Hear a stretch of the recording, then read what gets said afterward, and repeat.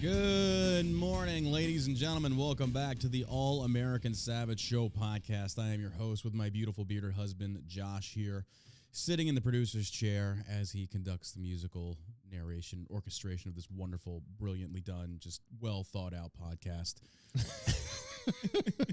That was like a damn good intro. You're welcome. You're welcome for that. Wow. Oh, my God. This episode, of course, is brought to you by ShellshockCBD.com, where we've just released our Delta 9 gummies, the airborne gummies you can check out. These will get you high. You will fail a drug test, but they're going to make you feel good. So good. They're very, very good. High quality. Spicy. Good stuff. Now, we appreciate all the love and support, guys. So don't forget, we've got the allamericansavageshow.com coming out very soon. I think tonight we'll have the landing page set up to where we can start taking emails, to where you can sign up for the newsletters we'll be doing. Because, again, I'm still working to get my Instagram page back. Don't know if it's coming back or not. But, you know, we've all kind of had to come to Jesus meeting to realize that social media, it's just Instagram and Facebook are dying. Like, you cannot be a conservative. You cannot be anybody that is right of left and maintain any kind of successful traction on social media. I'm growing pretty fast on TikTok. I started posting more John Ross on TikTok, and it's exploding. I appreciate that. But it's only a matter of time before they ban me, too. So it's like, do I really want to invest all this time and effort and work into creating a presence on this platform? I'll tell you one thing that has really opened my eyes is like all these people in the past that have lost their accounts, that when they came back, I gave shout outs to my bigger accounts. Yeah. None of them have reached out to help. None of them. I texted a few people, nothing. Sad. It just goes to show you that everybody's in this shit for themselves. You can try and offer your hand out to help, say, hey, you know, I'll help you, I'll give you shout outs to try and grow your page. But then it's just kind of like, where are they at now? Yeah. Yeah, you know, they know I'm banned, and, you know, they've done nothing. It's like, wow, I appreciate that. I appreciate the fact that I helped you out, but you've done nothing. Like, just fuck you, man. Like, fuck you. So that's just the way it goes, though, unfortunately. But again, that's why we're saying I'm following the patterns of other people, other prominent figures on social media to develop the website, post the articles there. The controversial stuff goes there. I don't think I'm going to post anything political on my private page anymore. You know, the private page probably isn't going to grow. It's fine. But I'm just tired of getting banned for the dumbest fucking shit. Yeah. Dumbest fucking shit. Like I said, we can't even post Shell Shock CBD pictures anymore because you know, they pull it down left and right. Meanwhile, these other companies are posting. So it's so fucking retarded at this point. So, and the fact is, I'm tired of like having to deal with these stupid restrictive methods to where if we sign up for emails and SMS, we have direct contact to the user. We don't even need social media because essentially that's what social media is for, is to get direct contact to a potential customer or follower or whatever. If they sign up with emails and SMS that are interested in receiving business and email notifications, shit like that, then fuck social media. We'll just use social media to drive traffic for email and SMS signups because I'm done with this. I'm so fucking over it. You know, and the other part that really pissed me off, it's kind of like other veteran-owned companies talk about taking a stand for America, and I haven't heard them say shit about the mandates, the vaccine, nothing. Weird. And they just continue to grow and grow. And here we are actually like putting our fucking livelihood on the line every goddamn day we do this podcast. And these other companies are making millions upon millions, and they're saying virtually fucking nothing. Mm-hmm. They're just protecting themselves. Like, you guys are some fucking cowards. You really are. Like, I've hit the point now to where it's just kind of like, I respect someone's right to choose, but don't you dare sit there and make yourself appear as if you are pro-freedom, pro-this, pro-that, America, boobs, tits, gun, all this shit. And then when time comes for you to actually sound off and use your following to maybe support some good causes here that represent freedom and liberty, you say nothing. I mean, it's kind of fucking sad, to tell you the truth. I'm kind of over it. Yeah. You know, that's just what these people do. That's what these people do. And I think more and more are starting to wake up to this, but yeah. I'm not going to play the woe is me card here, but I'm getting so fucking fed up with these companies that are just silent when it comes down to where, like, when the middle meets the meat, not a fucking peep. Instead, let's make sure that we're selling clothing and coffee. Let's just do that. Let's make sure that our sales are through the fucking roof. Fuck everything else. We'll just use these things to build our platform off of, but when it comes time to actually vocalize our support, not a goddamn peep. Weird. Yeah. It's quiet. Weird. It's quiet. It's very fucking quiet. And it gets so goddamn annoying. So it's kind of like, here's the thing. If you don't want to get involved in it, I respect that. But don't sit there and position yourself and posture as if you're some sort of fucking tough guy. That you're not just tough guy, but you are a supporter of the Second Amendment, the First Amendment. And then when the time comes for you to stand up and speak out for individual freedom, you say nothing. Because again, we gotta protect the sales of the company. Like, fuck you then. Then stop trying to posture yourself as this. It's ridiculous. I don't like it. And I just see more and more of it. And it's kind of like I look at our struggle with shell shock. I look at my struggle to maintain any type of fucking relevance on social media or like a presence because I keep getting fucking banned for exposing bullshit and talking about these just messed up things. And I keep getting banned. And it's become just so fucking aggravating. So, yeah, it gets to a point where, I mean, between you and I, we both know we could fucking pack the shit up right now and just go away. We don't even need to be on social media at this point. Like, Shell Shock's doing so well right now. We don't have to do this. We don't have to do any of this. We do it because Josh and I actually give a fuck, and we don't charge anybody for the podcast. And then also, we don't talk about, like, dumb shit on here. We actually talk about informational stuff. We have good guests on. Oh, we have Nick Freitas. He's coming on next Tuesday it'll be 6 p.m. CST, so we'll have to pre-record that, upload to the podcast. He's coming on the podcast. Have some other guests that we're working with to get on the show, but yeah, it's just funny, man. You can reach out to people when they need you, and then when you need something, they're fucking nowhere to be found. And that's just the way it goes. That's just the fucking way it goes. And that's why I think people and listeners and people on Twitch that will watch right now will see and understand. That's why you keep your circle very close and you don't trust anybody. Because when you do that, you're only going to let yourself get let down, and you can't put yourself in that position. So it also just shows that you're real friends and then your social media friends. Oh yeah, so yeah, absolutely. It is what it is. Sometimes it takes a reminder to wake you up. Like, oh yeah, by the way, they're not actual friends. They're there on social media as social media acquaintances. Yeah. Don't ever consider them friends. Like, fair enough. I used to do that, and then I kind of try to be more nice, more kind, more open-minded, and then something pops up. I was like, yeah, you guys are fucking worthless. Y'all aren't friends. There's no support there. But anyway, we appreciate you tuning in. Thanks for tuning in. Again, this episode is going to be on iTunes, Spotify, and SoundCloud. You can watch it actually being streamed live over on Twitch. It's going to go on Rumble too, right? Yeah. Fuck, I forgot to do it on Rumble. Shit, my bad. We can upload it. We can upload it to Rumble. You can follow us at Rumble, John Burke over there. We have the website coming out very soon. Got a lot of great things coming your way. We're working on the back end of stuff here, but yeah, yesterday was just one of those days where I just, I talked to a few friends and let them know, like, hey, I'm banned on social media. Any shout outs I can get, I appreciate that. That way the followers because we have a lot of mutual followers. Yeah. And nothing. It's like, wow, not even a response. Like, not even a fucking response. It's like, wow, dude, I appreciate that. Oh. Yeah, it just says a lot. So it's just the way it goes. But anyway, all right, I'll get off my fucking line. I know I'm whining. That's what I do on this podcast. I whine, and people like it. They listen to it. So, but all right, are we ready this time? I think music. So. Are we ready this time? Let's try it. All right, let's do this day in history.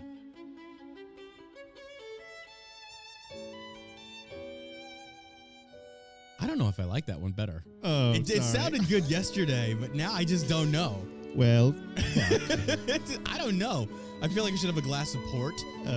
This day in history. This day in history. On January 26th of 1788, Captain Arthur Phillip guides a fleet of 11 British ships carrying convicts to the colony of New South Wales, effectively founding Australia.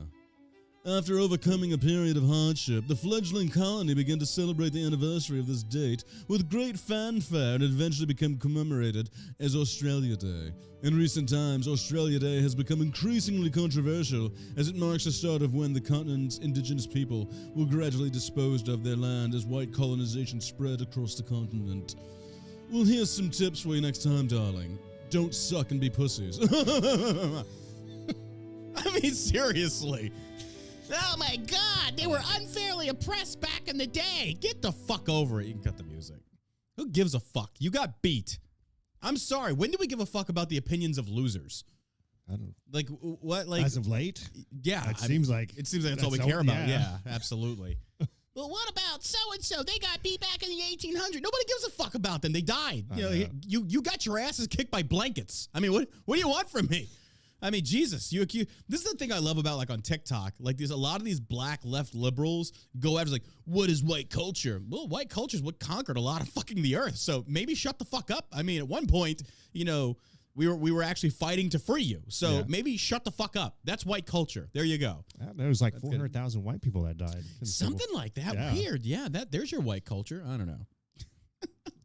This is why we have to take the podcast off of social media. This is exactly why. I just don't fucking care. We're just real talking over here. Mm-hmm. Well, it feels good to be able to do that, to where you can actually say shit and not give a fuck. Like, I do love what, like we talked about before, what Dave Chappelle has done. Is like, fuck Twitter. Twitter's not real. And he's right. Social media it's not real. I mean, honestly, for us, it's a matter of getting viewership to the podcast to get the information out there. It's also to freaking promote Shell Shock TV. I mean, we're transparent about it. I'm not going to lie to you about this. It's trying to grow the numbers, grow the ratings. That way we can freaking increase viewership on the podcast, bring on higher profile guests, maybe try and influence some people into changing their positions and minds, which, you know, I want to recap off of the Dan Crenshaw episode. We didn't do an episode yesterday. We're trying to do the podcast Monday, Wednesday, and Friday. And we're going to try and get started at 11 a.m. CST. Work with us on this. We have a lot of moving pieces in Shell Shock. But again, I talked about this, how much fucking flack I caught for bringing Crenshaw on the podcast, on the show. And this is the third time he's been on. Yeah. And I got a caveat on this real quick. Do not DM me on Instagram at John Burke 11 Bravo, John Burke 11B. Do not DM me about the trucker shit going on in Canada, because we talked about it in the podcast. If you don't listen to me, don't expect me to listen to you. I find that very insulting. Hey, have you talked about this? Like, hey, have you listened to the podcast? We did discuss it. Like, stop doing that. It's fucking annoying. Like, I don't understand. It's like, you want me to talk about it, but you're not going to listen, so why do you care? That You're doesn't welcome. Yeah, you're welcome. Gee, like, what? That makes no sense. And don't forget, Alec killed a guy. Alec killed a guy. I mean, fuck, we talked about that a lot. Not sure if I we brought still that get up. DMs about that. It's like, hey, have you seen the thing about Alec Ball? I was like, Yeah, we literally just talked about it 48 hours ago, you dumb fuck. Maybe you should listen. I don't know. It's called a fucking podcast. you wanted me to bring it back. I bring it back, and then It's like, oh, well, I don't listen to it no more. But hey, have you seen this? like, shut the fuck up. I'm on one today. I'm in a pissy mood. I'm actually not in a pissy mood. I'm in a good mood. I just need to This is vent. normal, John. Is this normal, John? I think so. I don't like the way I sound right now. I sound like a bitch, but I don't care. We all have to bitch from time to time. I actually got a really cool message in my Instagram from a guy. You're welcome. Taking the shirt off. Taking the shirt off. You're welcome, buddy. Country Boy on Twitch says, and never forget, Biden shit himself in front of the Pope.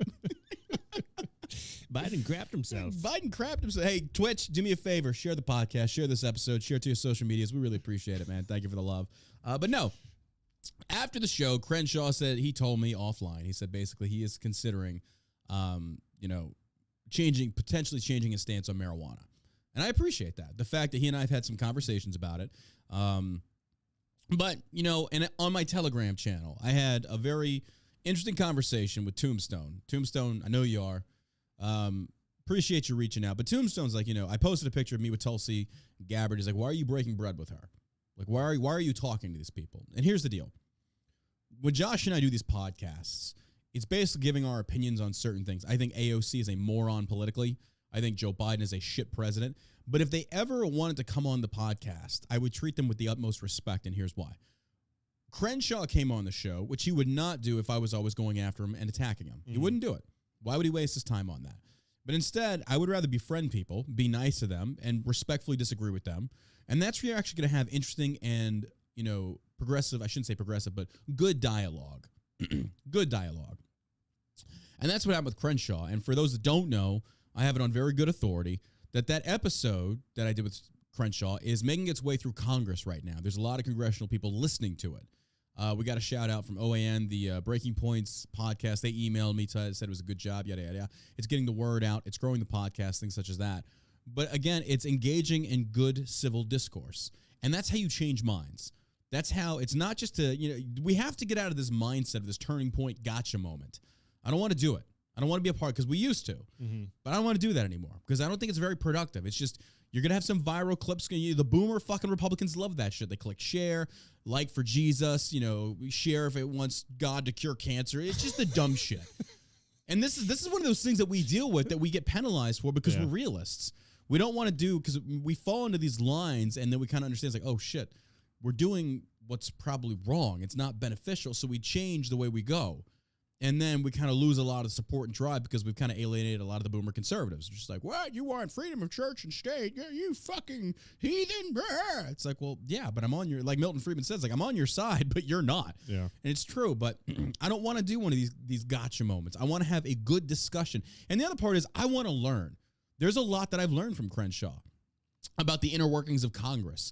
There's a lot that I learned from Tulsi Gabbard. There's a lot that I can learn from people and basically ingest that into your mind and then kind of like maybe reformulate your opinion on seeing a different perspective, not changing your opinion. I mean, you are entitled to do that, but it gives you more information to collect and think about. And I appreciate that. Now, if AOC wanted to come on the podcast, I would treat her with the same respect that Congressman Crenshaw was treated with. And the same for anybody. It would just involve more pictures. It would just involve, and then I would be trying to date her, apparently, according to her. Yeah. If you go after her for whatever reasons, you're apparently trying to You know date what her. I like about Tulsi Gabbard? You know, we might not agree on a lot of things. She can compromise, or she can discuss. She can compromise. She can discuss, and she strikes me as the type of Democrat that would try to be a leader of all people, not just some people, not just her people. You know I what think Like Tulsi the would be a Democrat. very, very good leader. Yeah, she's it's really. like if she had one as a president, I'd be like, okay, I can handle this for 4 years. Yeah, exactly. She's not It'd a be- total it'd be something bumbling that we idiot. could deal She's with. not driven by the Democratic Party. Yeah.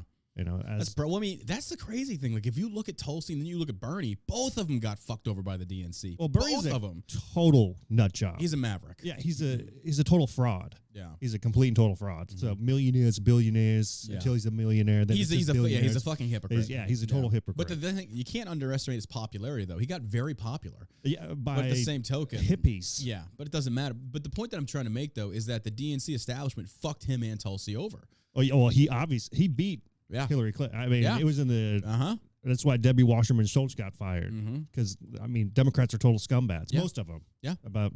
But that's another reason why Tulsi was 99%. never going to make it, because Tulsi Right. bucks the establishment. Yeah. She's not going to go total. But the thing is, I disagree with Tulsi on her Second Amendment stance. Yeah. She is a proponent of more socialist-based programs. I don't agree with that. But she is one of those people that will actually have a sit-down with you and have a discussion, and I appreciate that. Like Crenshaw did, too. Like I appreciate that about him as well. Like he painted some pictures there that I don't necessarily agree with. Talking about $175,000 a month or a year is not enough to live off of. I disagree. I mean, you're pulling in $13,000 a month. You're telling me you can't afford rent in two places and Right. your trips. I don't agree with that. I don't agree with his stance on term limits. I thought about it. He talked about that if we talk about if a congressman or woman are paid according to their freaking local GDP, they say, well, only millionaires can run for Congress. Like, well, it's kind of already that way. Well, is he a millionaire? Yeah, that's the other Did thing. he run for? Well, that's the thing. government? It's like, but at the same token, that also incentivizes Joe Schmo up the street to say, you know what? I want to turn this around, even if it's like my selfish interest, to Right. where I want to freaking make my community better. I can get paid more. I mean, it's like your selfish interest also serves the interests of the people. The people. So I kind of agree with that. I like, I don't agree with what he said there, because I gave it a lot of thought. It's like I disagree with that. I think if you get paid a poor salary, then doesn't it behoove the entire community if somebody steps up and says, hey, I'm actually going to be a public servant? Yeah. And Crenshaw's getting roasted on that one. Like I I saw, think $175,000. oh, it's more than enough. It's too much. Yeah. It's too much, Yeah. especially given the deficit that we have. Well, right it's now. like you were saying yesterday, though. Like, if the housing is an issue, why not make government barracks Yeah. or government housing? Yeah. College dorms do it. Yep. As much money as we spend and give to other countries, Yeah. like Israel, let's cut like maybe a couple million and build Right. some freaking congressional dormitories. There you go. You could probably just find a hotel. Yeah. What about that? Like, I mean, there are ways around this. yeah. But again, that I can't put on Crenshaw. That should have happened a long time ago. But I can't agree with the statement on that. Right, though. but he's of the mindset that, well, if you want us to, do better, then we need more money. Yeah, and I like, don't agree with well, that. It's do like you you're need also a more public money? servant, Because yeah. every time we give government money, Yeah. they blow it. Well, the thing that kind of struck me funny though was when he talked about that, can't we as politicians like better ourselves? It's like, well, look, here's the deal. After you get out of it. you're a public servant at this point. It's like that's why you're making the sacrifice. Like you look at cops, what cops get paid. Average, I think, cop salaries are between $40 to $60K a year, depending on Yeah. where you're at. They're public servants. Like they're Right. not gonna. You're the same thing. Not as a cop. You're not nearly in as much danger. You're getting paid way more. Yep. And they're doing harder work, more dangerous work. Like, how does that make any sense? Imagine if you swap those salaries. Yeah, 100%. I mean, being a police officer is way more dangerous than Oh, being yeah. a congressman, right? Oh, absolutely. I mean, Yeah. what does a congressman do? Vote? Yeah, pretty much. Essentially, that's it. Vote and Yeah. write laws. Tell me what you do. Yeah. What would you say you do here? Yeah. You know? I agree. I don't know, man. I don't agree with that. I don't agree with his stance. But the overall point that I'm trying to make that I want other people to understand is I'm glad he came on the show. I'm glad we can still remain friends. I don't support him politically for a few things. But that episode got us some traction. It got people thinking. It got people's minds open. And it wasn't me trying to bombard him or get a gotcha. It's literally just let him talk. I want his stances on this. I'm not going to try and convince him otherwise. I just want to hear what he has to say. And that's what I think a good interview is. And It was a good interview. You did a good job. I had a lot of people write me saying that one dude wrote me And I saved this message because it really resonated with me because it made me feel good. It really did. I don't think I deleted it. I hope I didn't. Yeah. This guy writes me out of nowhere. And if he listens, I don't know. Brian, you wrote me on Instagram. I just want to say I appreciate this message. He says, well, I never thought I'd be here. I'm going to eat a massive amount of crow here. Any of my friends could without fail tell you that at minimum I hated the image you, John Burke, put out there of the veteran. I came across you very early in your viral social media journey. I detested it. You were what came to mind when anyone said bro vet or referenced vet yelling into his phone while sitting in his truck. I actually made that cool. I was move over, Graham Al. I was the first one to actually start doing that. Prather, Allen, all of them. I was the first one. But yeah, he is 100% right. Like and that's the difference between doing a podcast to where you can actually discuss your stances and give reasons why you believe the way you do versus just this generic yelling. Because I look at people like Adam Calhoun, who I don't have beef with this guy, but I see me and Adam, I see like how Adam is now. I see myself as being that way back then, to where I hope I've progressed a lot, to where I can actually vocalize and articulate my points in a look, motherfucker. Yeah. Because I remember there was this one video I did that went viral. I talked about people should be forced to say the Pledge of Allegiance. And I look back now and it's like, ooh, no, I don't agree with that anymore. I've changed my position because that's fascism. It's like, I don't agree with that. It's like, you cannot force patriotism. My stances have changed over the years, as many people know. But anyway, he says, I came across or reference vet yelling into his truck. I dislike the style and substance of what you said. Based off of that, I've been totally dismissive of you and anything you do. However, after years of just ignoring and dismissing you, a friend said I had to listen to your episode with Representative Dan Crenshaw. I was blown away. You did an absolutely great job pressing him about his stock returns and not letting him off the hook. You were a credit to anyone who cares about the corruption, and Representative Crenshaw's answers were weak and totally dismissive of people's concerns. You were like a ravenous wolf with a bone on this issue, and I cannot thank you enough. I apologize for my judgments of you, and I will definitely be listening and paying more attention to you in the future. Keep up the great work. And I wrote him back, and I was like, look, I don't blame you. You formulated an opinion based upon what your perception of me was based upon the videos that I posted. And yeah, that was I'm still angry, but that was a much more angry John Burke, who was just, again, fresh out of the Army, dealing with a lot of shit.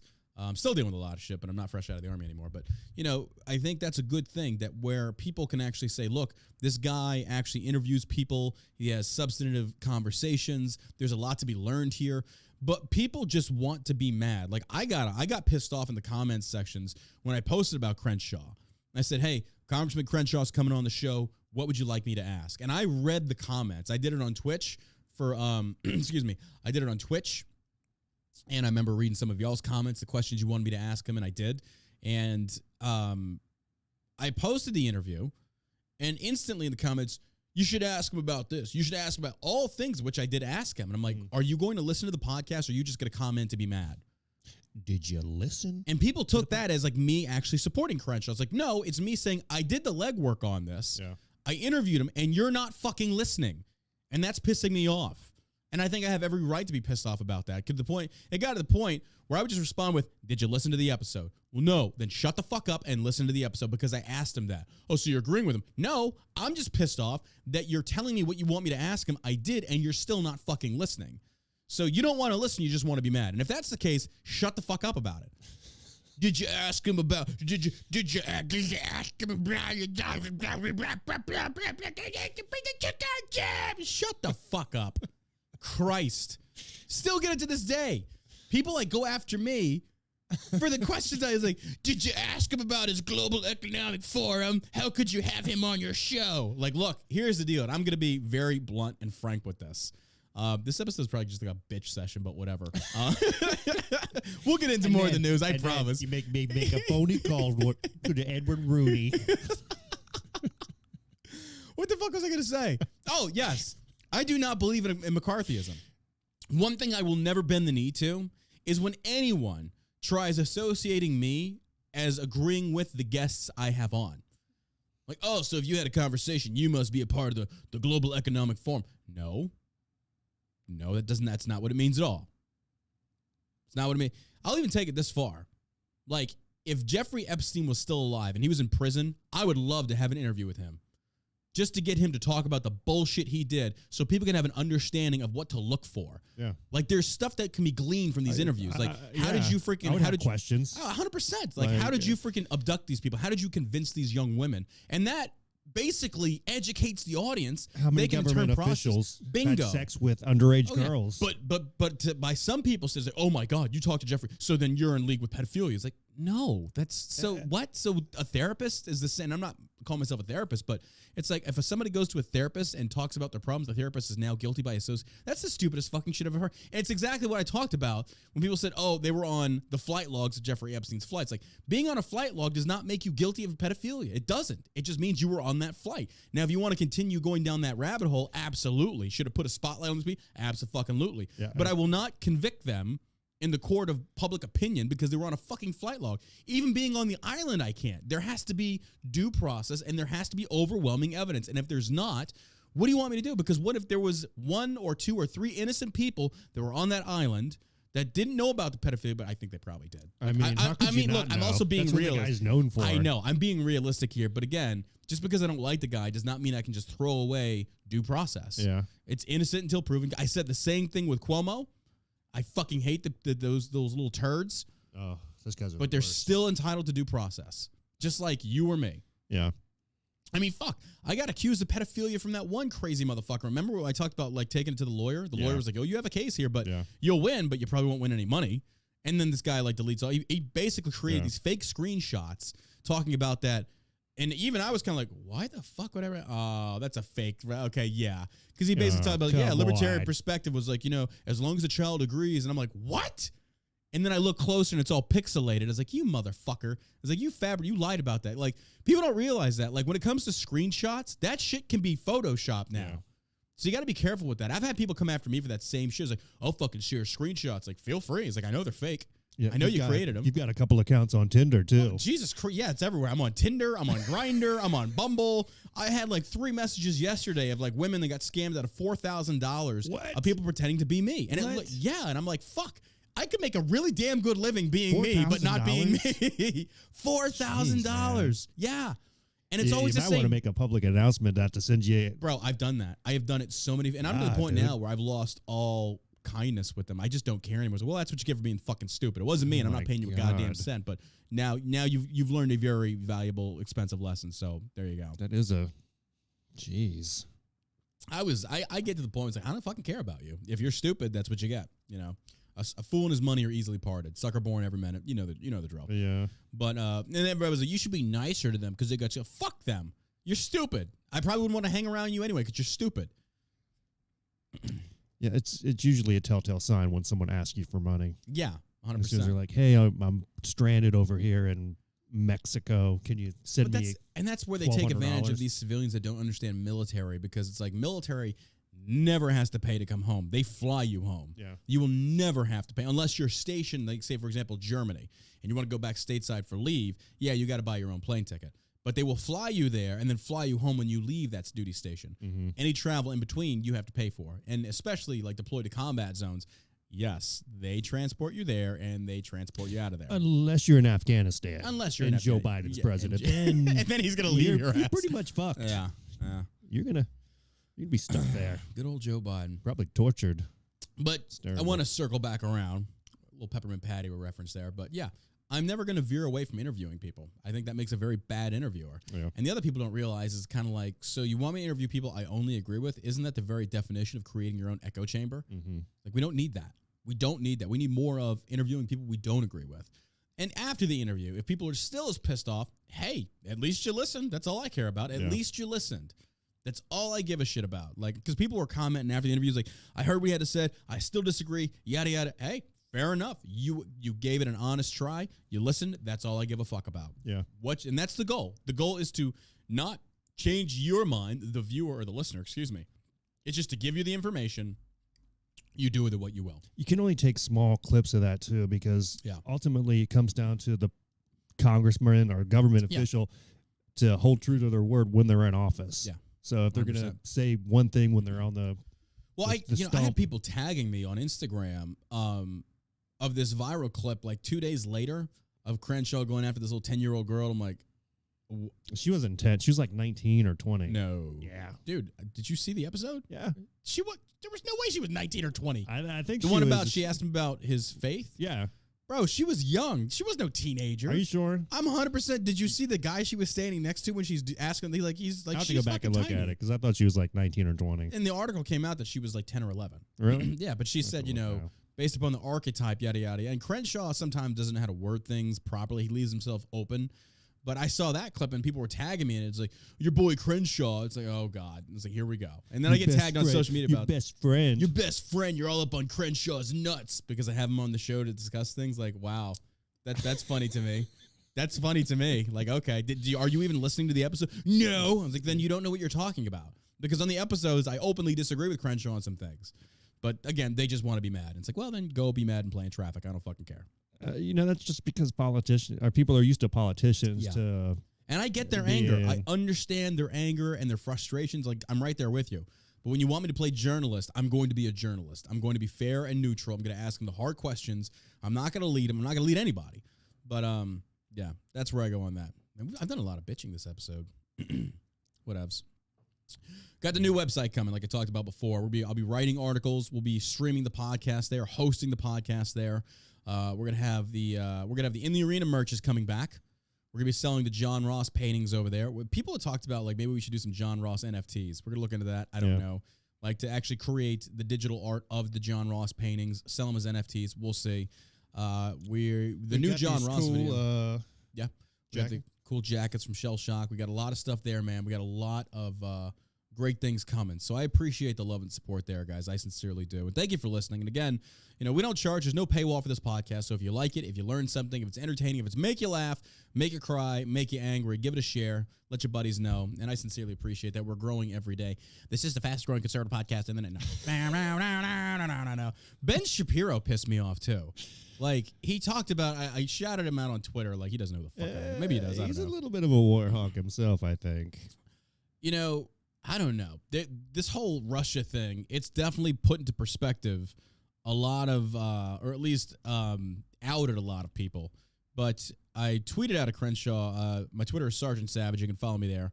And Shapiro, basically talked about the proper strategy should have been to get vaccinated and get back to regular life. Instead, it was do all the things we say and remain panicked at all times or you're a science denier.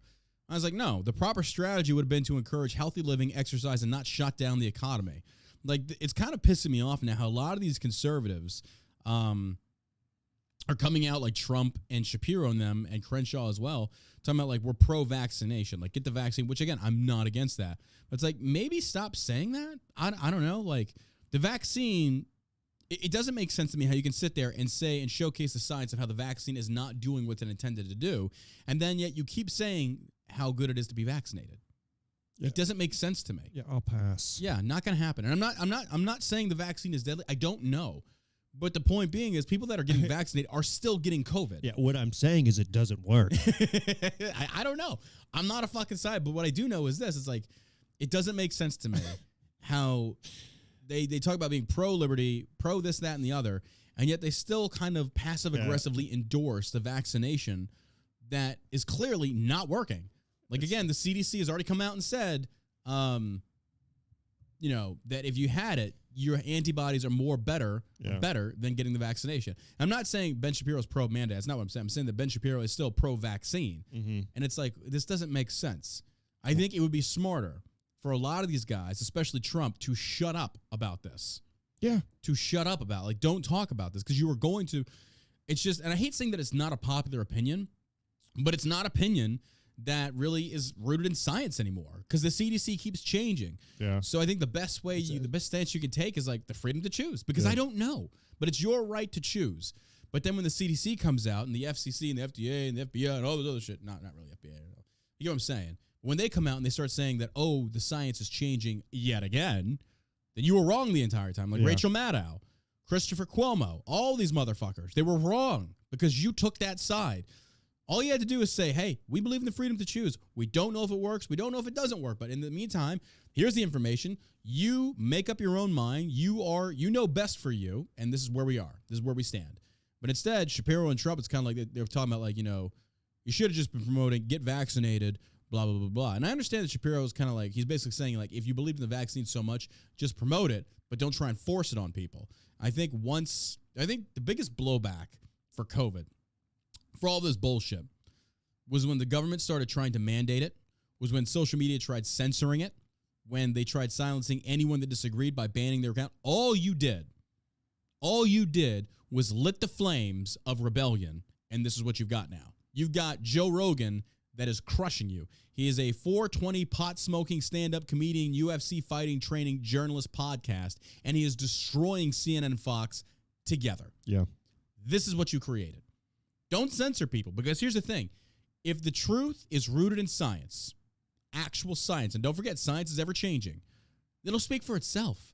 The results will speak for itself. Instead, it didn't. You tried hiding information. You tried squishing information. You tried these fascist tactics. Like, I'm not going to lie, dude. There's a lot of people today that deserve a bullet in the fucking head. And I'm not going to say names because I'll get accused of making threats, but I'll put it this way. There's a lot of government officials that should be hanging from a tree right now. Yeah, the problem is... Tarred and feathered, strung the fuck up. Here you have the FDA has halted the use of COVID-19 antibody drugs made by Regeneron and Eli Lilly because they don't work against the Omicron variant. Well, what about the other... Yeah. Biden's talking about the... Tulsi Gabbard talked about it today. She posted on Instagram talking about Biden's withholding the monoclonal antibodies. Yeah. Federal... Like, ladies and gentlemen, I wasn't going to get to this today, but here... Did you see this? And this is a real thing, that the Biden administration is withholding the monoclonal antibodies. They're trying to kibosh it. The federal government is trying to regulate what you, the people, have access to. They're saying that doctors are not allowed to use this. This is the thing where I think Democrats and conservatives are getting mixed up on. That is not the government's role to regulate. No. That is not the FDA.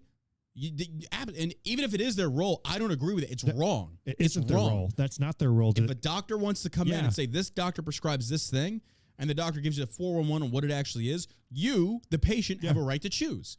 And if I don't like what that doctor or the tactics that doctor utilizes, because it's practicing medicine, then I'm going to find a different doctor. That's why a lot of people are talking about like getting a second and third opinion. Because doctors are not always right. Right. They get it wrong sometimes. So when these experts like Fauci and the rest of these dumb shits come out there, it's like, well, you know, you got to get vaccinated. This is what you're going to do, blah, blah, blah. And then it changes.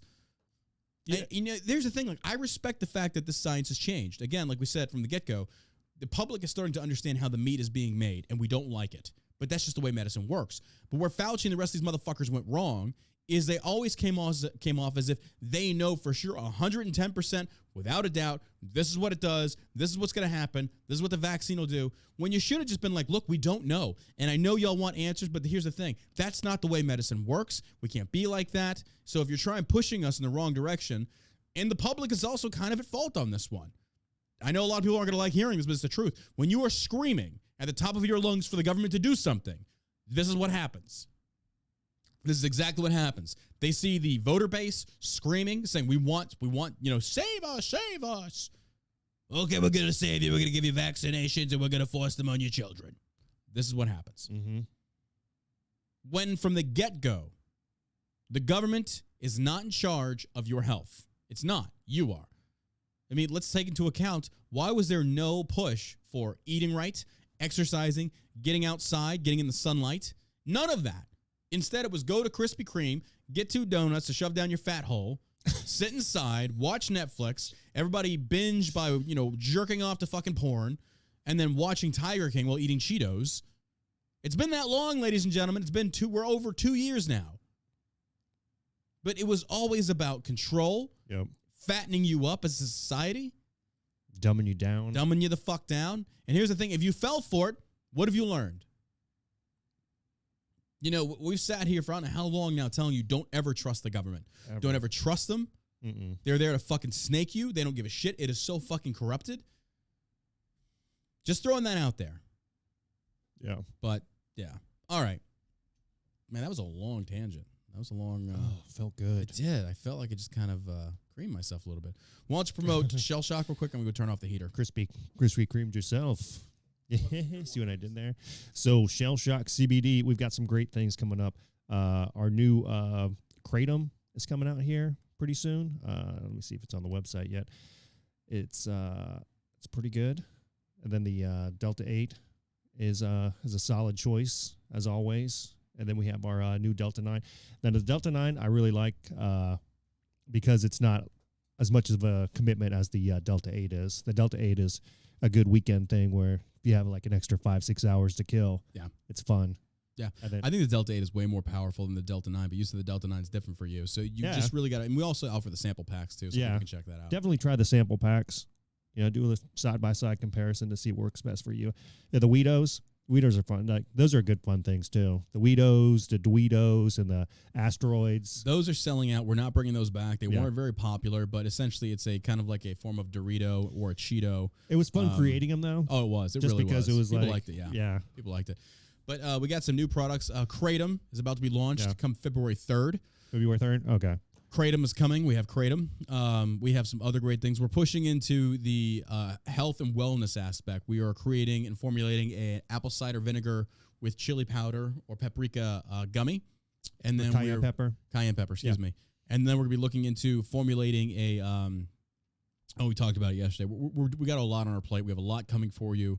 And there's a reason, we want to do a lot of gummy stuff. Yeah. But the problem with gummies is that essentially you can't get a good dosage of some of these vitamins, so it's better in pill format or capsule format. Yeah. So I think we might be going, or we're also doing powdered greens for your vegetables, your vitamins and minerals. Powdered greens are going to be very affordable. All the ingredients in there are going to be natural. It's going to taste good. We have some energy packs coming out that are CBD based. We have so much coming for you this next year coming up, excuse me. And is that a dick candle? Yes, it is. It is totally a dick candle. That's a new chatter. They got to be new to the Twitch. Yeah. And I had that in my interview with Crenshaw as well. Everybody's like, is that a dick candle? That's probably why they didn't have the video. It's probably why a lot of these things didn't have the videos. Like, is that a green dick back there? We can't put that on there. What is that? Yeah, but instead they just... It's a penis. I love it. I love it. All right, ladies and gentlemen, let's get into the news today. A lot to go over. This is coming from CNN. Let's get down to business. This is coming from CNN. The Biden administration health officials on Wednesday outlined a long-term vision for a future in which the nation coexists with COVID-19 without living in crisis and facing disruption to normal life. Oh, it only took 2.5 fucking years. Good job. Like, because they saw Europe doing it. They see the UK doing it, and now America's going to follow suit. Yeah. Well, no, hold on. Now, just wait a second now. I'm trying to understand this. Didn't they tell us, you're going to have a winter of death and destruction if you don't get vaccinated? Now, the White House is structuring your plans like, oh, hey, by the way, it's no different than flu. Oh, and this is what I love about Democrats. This is what I love about the press. I feel like I said that. For years, they have just blown this up into this raging wildfire of craziness. And then now that it's fizzled out, they're going to go back to normal and pretend like they did nothing. I know. They're going to pretend like CNN didn't lie. They didn't manipulate. They didn't slander. They're going to pretend all this shit, ladies and gentlemen. And don't let them off the hook. Don't let them forget on social media. Surround and harass the fuck out of them.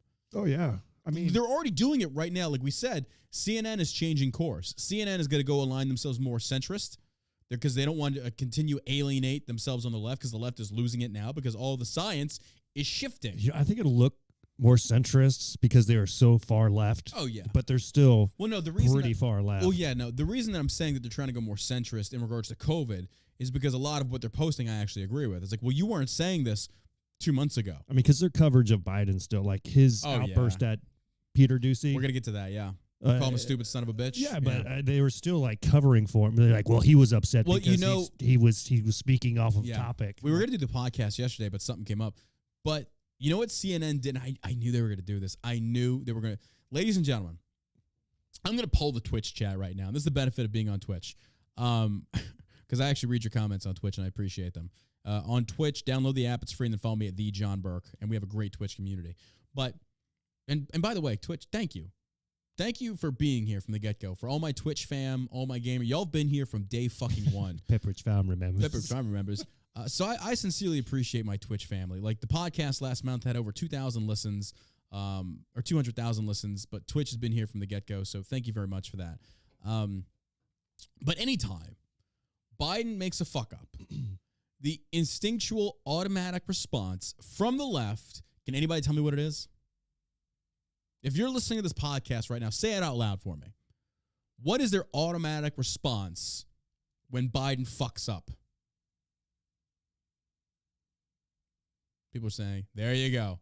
North Star, there it is right there. Kalish, the guy's like, Alec killed a gal. No, it's whataboutism to Trump. I see it on TikTok. I see it on social media. And here's the thing. Don't let him do it. Shut down the argument. Say, no. Trump's not president. Biden is. You answer for him. You voted for him. You answer for him. You don't get to say what Trump did. Trump's not the president. You said Trump lost. Liberals, you do a great job of this. President Trump lost. Oh, you're right. You're 100% right. And I called this. I called this from the get-go. I said, we need 4 years of Biden. We're through year one. Ugh, I don't know if we can make it. I think we will. But everybody's like, oh, we got the high ground now. High ground also means you're silhouetting yourself to the low ground. It's not always a good thing. All guns are trained on you now. Every fuck-up Biden makes, every single fuck-up Biden makes is going to be magnified because the right is waiting. They're waiting to jump on every single fucking thing he does. And trust me, he's done a lot. He has done a lot. Like, my God, you have people on CNN crucifying him, saying his first year was just a total embarrassment. They were asking Jen Nutsaki what he was doing yesterday. It almost sounds like you were going to say Jen Nutsaki. Yeah, Jen Nut. That's what I said. Peppermint patty. Yeah. But she couldn't talk about what he was doing for the day. Like, he went and got ice cream and went and visited some all they would do home. And all they would do is went to the zoo. Trump's playing golf. He's wasting taxpayers' money. No, he's not. He's not even fucking getting paid. What are you talking about? I know. He spends most of his time in Delaware. Yeah. It's like... Here's the deal. I'm okay with that. He's always on field trips. I'm okay with that because it means he's not fucking in the White House fucking shit up. It's like, hey, let the old man go out to the pasture and kind of die away. It just means he's not going to fuck with things. And truthfully, Biden's not even the dangerous one. It's Pelosi. Yeah, it's Congress. They're the dangerous ones. He is just a... Biden's just a puppet. A meat puppet. So we continued, and this is the article from White House says, we continue to move forward and we continue to move toward a time when COVID won't disrupt our daily lives, a time when COVID is no longer a crisis, but rather something we protect against and treat. I like how they have to throw the little treat part in there for the whole vaccinations. White House COVID-19 response coordinator Jeff Zients said during Wednesday's White House COVID-19 response team press briefing. I like how they didn't use Fauci, because Fauci is the vaccine. They will not put Fauci out there to say this. It's going to be somebody else, because I told you, they will never let Fauci fall. The lies, the emails, the lying under oath, the blatant perjury, they will never let their boy Fauci fall, because with Fauci falling, falls the vaccine, falls everything. They will not do it. Fauci's ahead of that. Zients pointed to vaccines and other treatments as tools to manage the virus, but when pressed on what it will take to get there, Dr. Anthony Fauci said that the U.S. is not at that phase yet. Fauci said there's still a way to go before cases and hospitalizations decline to what he described as an acceptable situation. What are you talking about acceptable? So you don't get to put parameters on this. You don't get to dictate. He says, we're not there right now. As the CDC director, Dr. Rochelle Wenska said, when you have over 2,000 deaths, 150,000 hospitalizations, and you have people who are now getting infected to the tune of somewhere around 700,000 a day, we're not there yet. Okay, wait a minute. Now, hold on. If 700,000 are getting infected per day, and you've got 2,000 deaths per day, and I'm trusting that I shouldn't say, I'm just going for state of argument, for reasons of argument. I'm just going to go with the numbers you just quoted. That's actually not that bad. Out of a country of 350 million people, 700,000 are being infected daily, 2,000 are dying. And that's also saying that 2,000 died directly from COVID? Like this was a COVID death, or was COVID part of it? Because here's the one thing I have learned, and this is what the press is also not telling you. COVID can also be the death that infects or impacts other processes of the body. COVID wasn't the main killer, but it shut down something that led to a complication that killed you as well. Mm-hmm. Where it's getting twisted is that they're basically saying that anything that goes wrong, if COVID is present, it's a COVID death. It's like that's not always the case. Because a lot of these people, sometimes it's hard to prove. So the numbers are conflated. We don't know. We don't have 100% accuracy on a lot of this. So when they say 2,000 deaths a day, it's like, okay, how much of that is accurate? Like, we don't know. So when we have data that we can't confirm, you've got no argument. You've got no argument. Yeah. You just have speculation. You're not the party of science. Exactly. Oh, definitely not. That's the other thing I just don't understand. And we're going to get to this article about transgender swimmer again. Oh, it's like, how can you sit there and say, trust the science, and then you sit there and this is why I could never be a liberal. You say that you're the party of science, you say trust the vaccine, and then turn around and say there's more than two genders, and a man can be a woman can be a man. How the fuck are you the party of science? I know. You're the party of insanity. You're the party of virtue signaling altruistic hypocrites is what you are.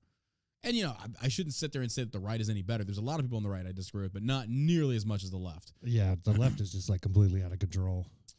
Good old John Legend, excuse me. Good old John Legend, married to royal cunt Christy Teigen.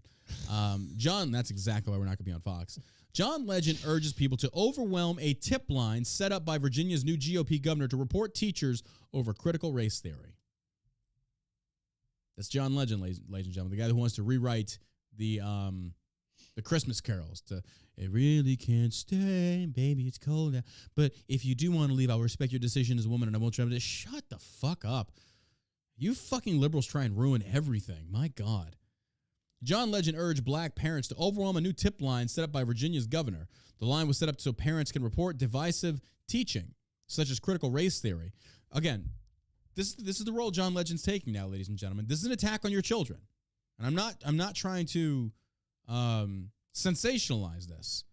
He just tried to overwhelm a tip line where parents could call in and discuss teaching methods they don't agree with, to include CRT. And here's the thing. If Democrats are now taking the position that CRT doesn't really exist in schools, why is John Legend doing this? Oh, wait. What? Because they were like, first the argument was, can you even tell me what CRT? And the argument started off was, well, why are you against them teaching about slavery? Is it because you're not teaching about slavery? You're trying to place blame on white people. And I'll be honest with you, I don't fucking care. I don't give a shit about your ancestors being slaves. Not my problem. But if you're going to teach history, you better teach it correctly. And I'm for that. We should be teaching history. But this is not what these teachers do. You don't teach history. You teach activism history to blame it on the right. This is political teaching is all this is. And that's what the argument started out as far as saying, well, CRT is just about slavery. No, it's not. It's the impending or the implications that are passively aggressively put under that to go after and demonize white people. I'll be honest with you. As a white guy, I'm sick of it. I'm tired of this bullshit from minorities that are accusing me of shit I never did. Yeah. And I'm going to start hitting back as a white guy because I'm tired of your fucking feelings. Yeah. I don't give a shit if you're black. I don't give a fuck. Especially when I have white kids. Exactly. You're not going to teach my kids that they're inherently racist. Absolutely not. No, it's time. Not.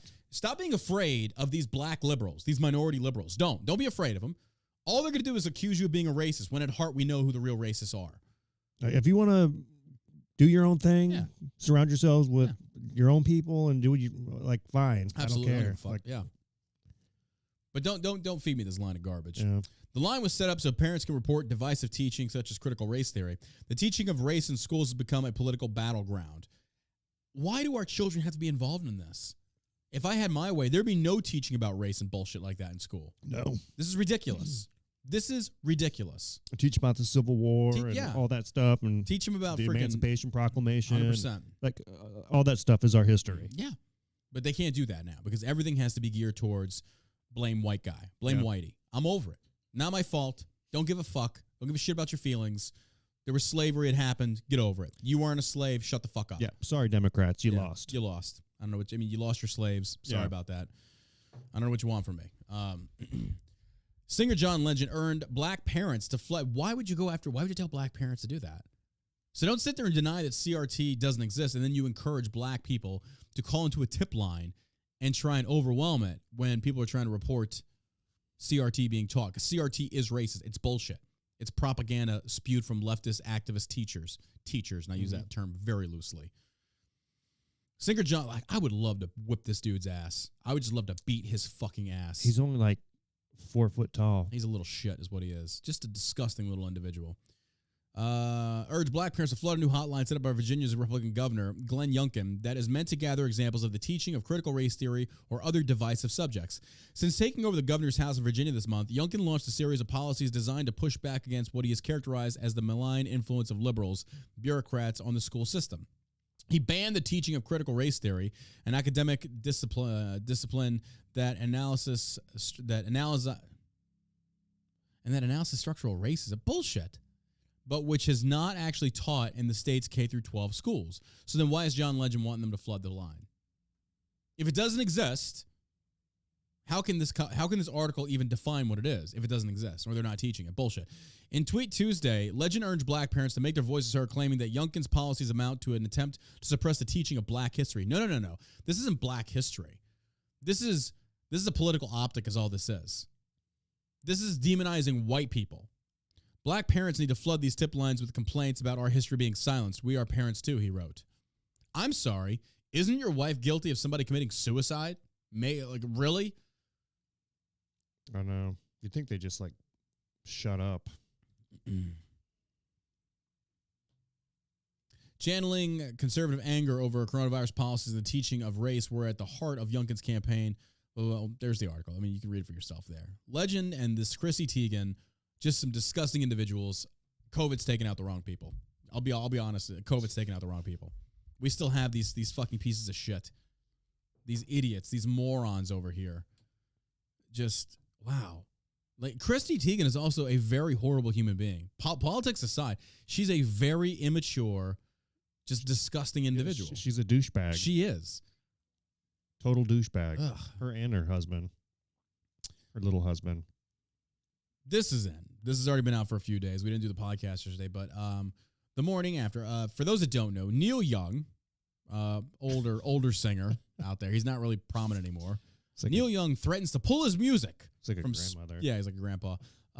He threatens to pull his music from Spotify over Joe Rogan's podcast. All right, so musician Neil Young has asked his management team to record and record label to remove his songs from Spotify. He says, I'm doing this because Spotify is spreading fake information about vaccines, potentially causing death to those who believe it, he said. They can have Joe Rogan or Young, not both. Joe Rogan.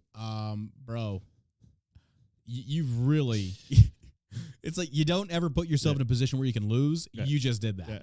Joe Rogan. Joe Rogan's got the ratings that are crushing all of MSM put together right now, and you think your irrelevant fat old white ass is going to bring people to the point it's like, oh, fuck.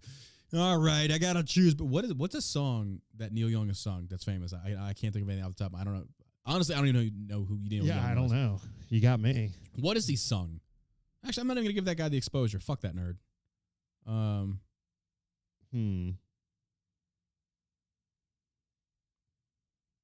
Don't know. How old is he? I'm looking at the picture. He's got to be in his 70s or 80s. Yeah. He's sang some hits, I guess, but again, back like 40 years, 50 years ago. This is like the 70s and 80s, I think. But he said they can't have both. The content of the letter was confirmed by Young's manager, Frank, according to the Daily Beast. Probably not an empty threat. Young previously removed his music from Spotify due to low audio quality. This guy sounds like a prima donna. It sounds like a real douchebag. You see, this is at the core of what all this means. So a lot of douchebags. Young is saying that Spotify is spreading misinformation that Joe Biden's podcast supposedly is spreading. Okay, Joe Rogan. Joe Rogan, excuse me. Joe Biden too. But okay, so if that's the case, if Joe Rogan is willfully spreading misinformation, which he's not, he has guests on that have differing opinions and he asks hard questions. Then why wouldn't you push for the CDC to be censored? Because the CDC has been wrong multiple times. Or CNN. CNN said he was taking a veterinarian medicine. Where is the outrage for this? You see, what this basically at the core of this is these leftist celebrities that have bought into this hook, line, and sinker. This has become their identity. This is how they virtue signal about how good of a human being they are because they need ways to do it. This is Neil Young's way of doing that. Trying to show the world, hey, I'm a good person. And this music that I think is just way important, which is really not, you won't get access to it if Spotify continues endorsing Joe Rogan. I'll be honest with you here. Joe Rogan, it says about it later on in this article, it says, the Joe Rogan Experience picks up around 11 million listeners on average. As you people already know, some of his guests and comments have been controversial.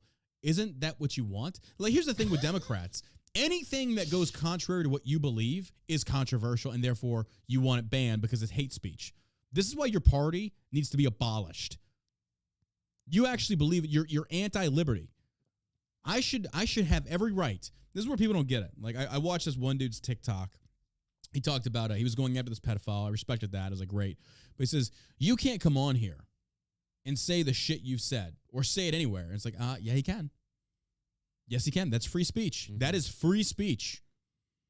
You have the right to walk outside those doors and yell every racial expletive that you want. You have that right. That's not against the law, nor should it ever be, because now government regulates what's legal and what's not. And we've seen that over in the UK. We've seen it on social media. This is what happens. You live in an Orwellian echo chamber, and it's dangerous. It is very dangerous. You cannot have it both ways. It's either one or the other. And that's what Democrats want. But this misinformation, it's misinformation according to you. What gives you the right to call it misinformation? You don't know. You're not a scientist. You don't know that. And even the scientists today that we have, a lot of them are activists. They're politically motivated. So we don't know who to trust. You got to remember that. So Neil Young is putting himself in this position by saying, I know 100% without a shadow of a doubt, I'm right in my beliefs. Joe Rogan, his guests he has on, the experts that have challenged Fauci to a debate, and Fauci is ducking it because Fauci can't. The experts, they're nowhere to be found. Nowhere. They will not engage in any kind of civil debate, and they've been called out and challenged repeatedly. They won't do it. So Neil Young has put himself in a position to say, I am an expert now, and he's not. He doesn't know what he's talking about. This guy doesn't even make good music anymore. Again, COVID's taking out the wrong people. It's ridiculous. God, wouldn't you hate to work for that guy? Oh, my Jesus. That would be terrible. Latest in the news, Supreme Court Justice Stephen Breyer is set to retire. Breyer to step down at the end of the Supreme Court's term early this summer. Supreme Court Justice Stephen Breyer is retiring, Fox News confirmed, setting President Biden up for the first opportunity to fill a vacancy on the high court. A source close to Breyer told Fox News that the justice will step down at the end of the current Supreme Court term early this summer. Breyer, who is 83 years old, he has no business being on the court. Yeah, again, that's why I agree with you. There needs to be term limits even on the Supreme Court. Yeah, you cannot have 83-year-olds that are so out of it right now. Absolutely not. Maybe like 65 is the limit, right? They can't be that old. Can't be. He's even if it was Republican, like I still wouldn't agree with it. Even older Republicans, like no, you are beyond the age. It's kind of like you have to have a certain age limit to drive, certain age limit to smoke, to vote, to enlist in the military. I mean, there's a cutoff age to even join the military. I think it should be the same thing in politics because you are so old. I mean, look at Joe Biden. Like Joe Biden is case in point. He is so old and riddled with dementia. This guy doesn't know what's going on. Half the time he's off in La La Land dreaming about chocolate chip ice cream and not shitting himself. That's really what he is. It's like, so yeah, there needs to be a limit on this. So Breyer was appointed by former President Bill Clinton, Democrat. Breyer's replacement will need to be confirmed by the Senate, which is currently split 50-50 between Democrats and Republicans. And again, don't forget that Kamala Harris has the deciding vote in the House. Keep that in mind. So, I mean, realistically, it is split, but it will be in favor of Democrats if they get a united front. Both parties have to have united fronts. Yeah. Have to vote in line. That's going to be very tricky. Cinema? I don't know. Clearly, the DNC is not as united as they paint it out to be. Nancy Pelosi has lost control of her party. You've got the Jihad Squad doing their own thing. Yeah, you got like Cinnamon and Manchin doing their own thing. They are not united. I know. That could be another way for cinema to stick it to them. You know, like it would be one of those things like as much shit as they've given her over these past middle months. Finger pump. Yeah. It's kind of like, I'm probably not going to get reelected, so here's a final fuck you to the DNC that came after me. Like you treated me. She could still run and win. I doubt it. You don't think so? I think she's done. Well, I think if she doesn't win, it'll be a Republican that'll take her place. No, probably not. No, it'll be a downright Democrat, 100%. I don't know. Honestly, at this point, she kind of won. Who knows? We flipped Virginia. Who knows? I mean, realistically, there's no telling. It's traditionally a red-leaning state, so I could see it going back that way. There was a lot of people saying that Arizona was corrupt in the whole voting process too. So yeah, a lot of these states were. Yeah, I mean, there was that. I'm fully in on the election fraud. Okay, Senate Majority Leader Chuck Schumer said Wednesday Breyer's replacement will be confirmed by the full United States Senate with all deliberate speed. Oh, now they want to speed it up. Now you want to speed it up. When it was freaking Kavanaugh, you tried putting the brakes, and then the other one after him, the lady, Barrett. That one, like, no, we need to slow down. We need to take our time with this and vet this. Like, now Schumer. I love how they flip-flop so blatantly, and they don't care. They're complete assholes. Oh, they are. It's kind of like, hey, Schumer, Scumbag didn't you try and like assholes. slow down the Amy's one? Like, didn't you try and like put the brakes on that? Oh, that doesn't matter. This one needs to be this one matters because it's a Democrat. Yeah. You fucking scumbags. Total scumbags. You scumbags. See, that's the reason why you want term limits 100%. for everybody. Yeah. Because of scumbags like that. Schumer, I mean, there's so many scumbags in government right now. Schumer and Pelosi, another reason why COVID's taking out the wrong motherfuckers. Seriously, man. It's just like these people they're so evil. Yeah. I agree. I don't know that there's another word to describe them other than evil. Yeah. They are scumbags. White House Press Secretary Jen Psaki said Wednesday the White House won't be commenting, at least for now, about Breyer stepping down. Now, here was a campaign promise Biden made. He said Biden said he'd put a black woman on the Supreme Court. Here is who he may pick to replace her. This is from CNN Politics. I'm not reading these names because I think this from the get-go, from the start, is just complete bullshit. By having a vagina and being black means you are now eligible to run on that court is the most ridiculous, asinine thing I've ever heard. Look, black people, I don't give a fuck if this offends you. Your skin color does not make you eligible to run in certain things. Your intelligence and experience and merit do. And if you just so happen to be black and a female, hey, more power to you. I support that. But if you're picking someone like Biden did for his VP, who's just complete garbage, this is what you get. This is what you get. And let me deep dive on this one real quick. It's the same reason why there were so many fucking toxic leaders in the army. Because you said by virtue of their skin color or sexuality, they were awarded certain promotions. And that's why toxic leadership blew the fuck up. And it wasn't because they were black. It's because you picked the wrong people. There were better, more qualified minorities that should have had those positions. Or honestly, the most qualified person should have had it. Well, how come there's less black people in these than white people? Because there's less black people in America. They make up like, 13, 14, or less than that. It's a small percentile of the population, like 13 to 14% of the population. No shit, there's going to be less of them in these positions. Yeah. By you trying to balance it out, is you essentially saying that now you're trying to shift the scales. Because here's the other part. Why do we hear nothing about Asians? Why is there nothing about them? I mean, we have Hispanics like freaking AOC that go out there. They're like Hispanic light. Like they're like the great value brand Hispanic. Like actual Hispanic. I've dated some Hispanic women. Like, oh yeah, she's not Hispanic. She's like fucking New York, Brooklyn. Like it's not real. It's not fucking real Hispanic. Like you might go to Taco Bell. It's like, oh, I love Mexican food. It's like that's not Mexican food. You're not Hispanic. You don't know what the fuck you're talking about. But it continuously astounds me that, and I'm not the most intelligent guy out there. Be the first one to tell you this. But even I can recognize how negatively that will impact your job, your workplace environment, much less the government, if you're appointing someone based upon their genitalia or their race. That is the dumbest thing I've ever heard. Sounds racist. It sounds racist as fuck. It does. If the only reason I'm hiring you is because of your gender or race. I'm honestly surprised Biden just come out and was like, oh, yeah, I'm going to pick one of the blacks. Like, what? Because he said that before. He basically said, he said Negro. He said Negro before, just like, and you know, Negro is not a racist word. Negro is a color. They had the Negro Arch and Trier in Germany because it was burned black. It's a color. But that's what they also referred to black people back in the day. But, you know, people jumped all over that, and it's kind of like, oh, my God, here we go. Here we go. It's basically trying to take something that is proper terminology and twist and pervert it. Like, people don't realize that the swastika, if you reverse it, was a Hindu symbol back in the day. Mm-hmm. Or the peace sign was supposedly a representative of Jesus Christ on the cross. Mm-hmm. There's just so much symbology and words that have been twisted to fit certain narratives over time, and they lost the original meaning. It's like, no, that's actually what the word meant, or still means. It's just people, because like gay meant happy. Yeah. You go back to the 1940s, 1950s. It's like, I am so gay. Blah, blah, blah, blah. It's like, what? He likes dick? Like, no, back then it meant happy. Now it just means you like dick. Oh, well, that's weird. It's crazy to me. On the campaign trail, Biden vowed to put a black woman on the high court. Why would Biden do that? I mean, come on, ask yourself right there. Why would a rich white liberal say that? Please like me.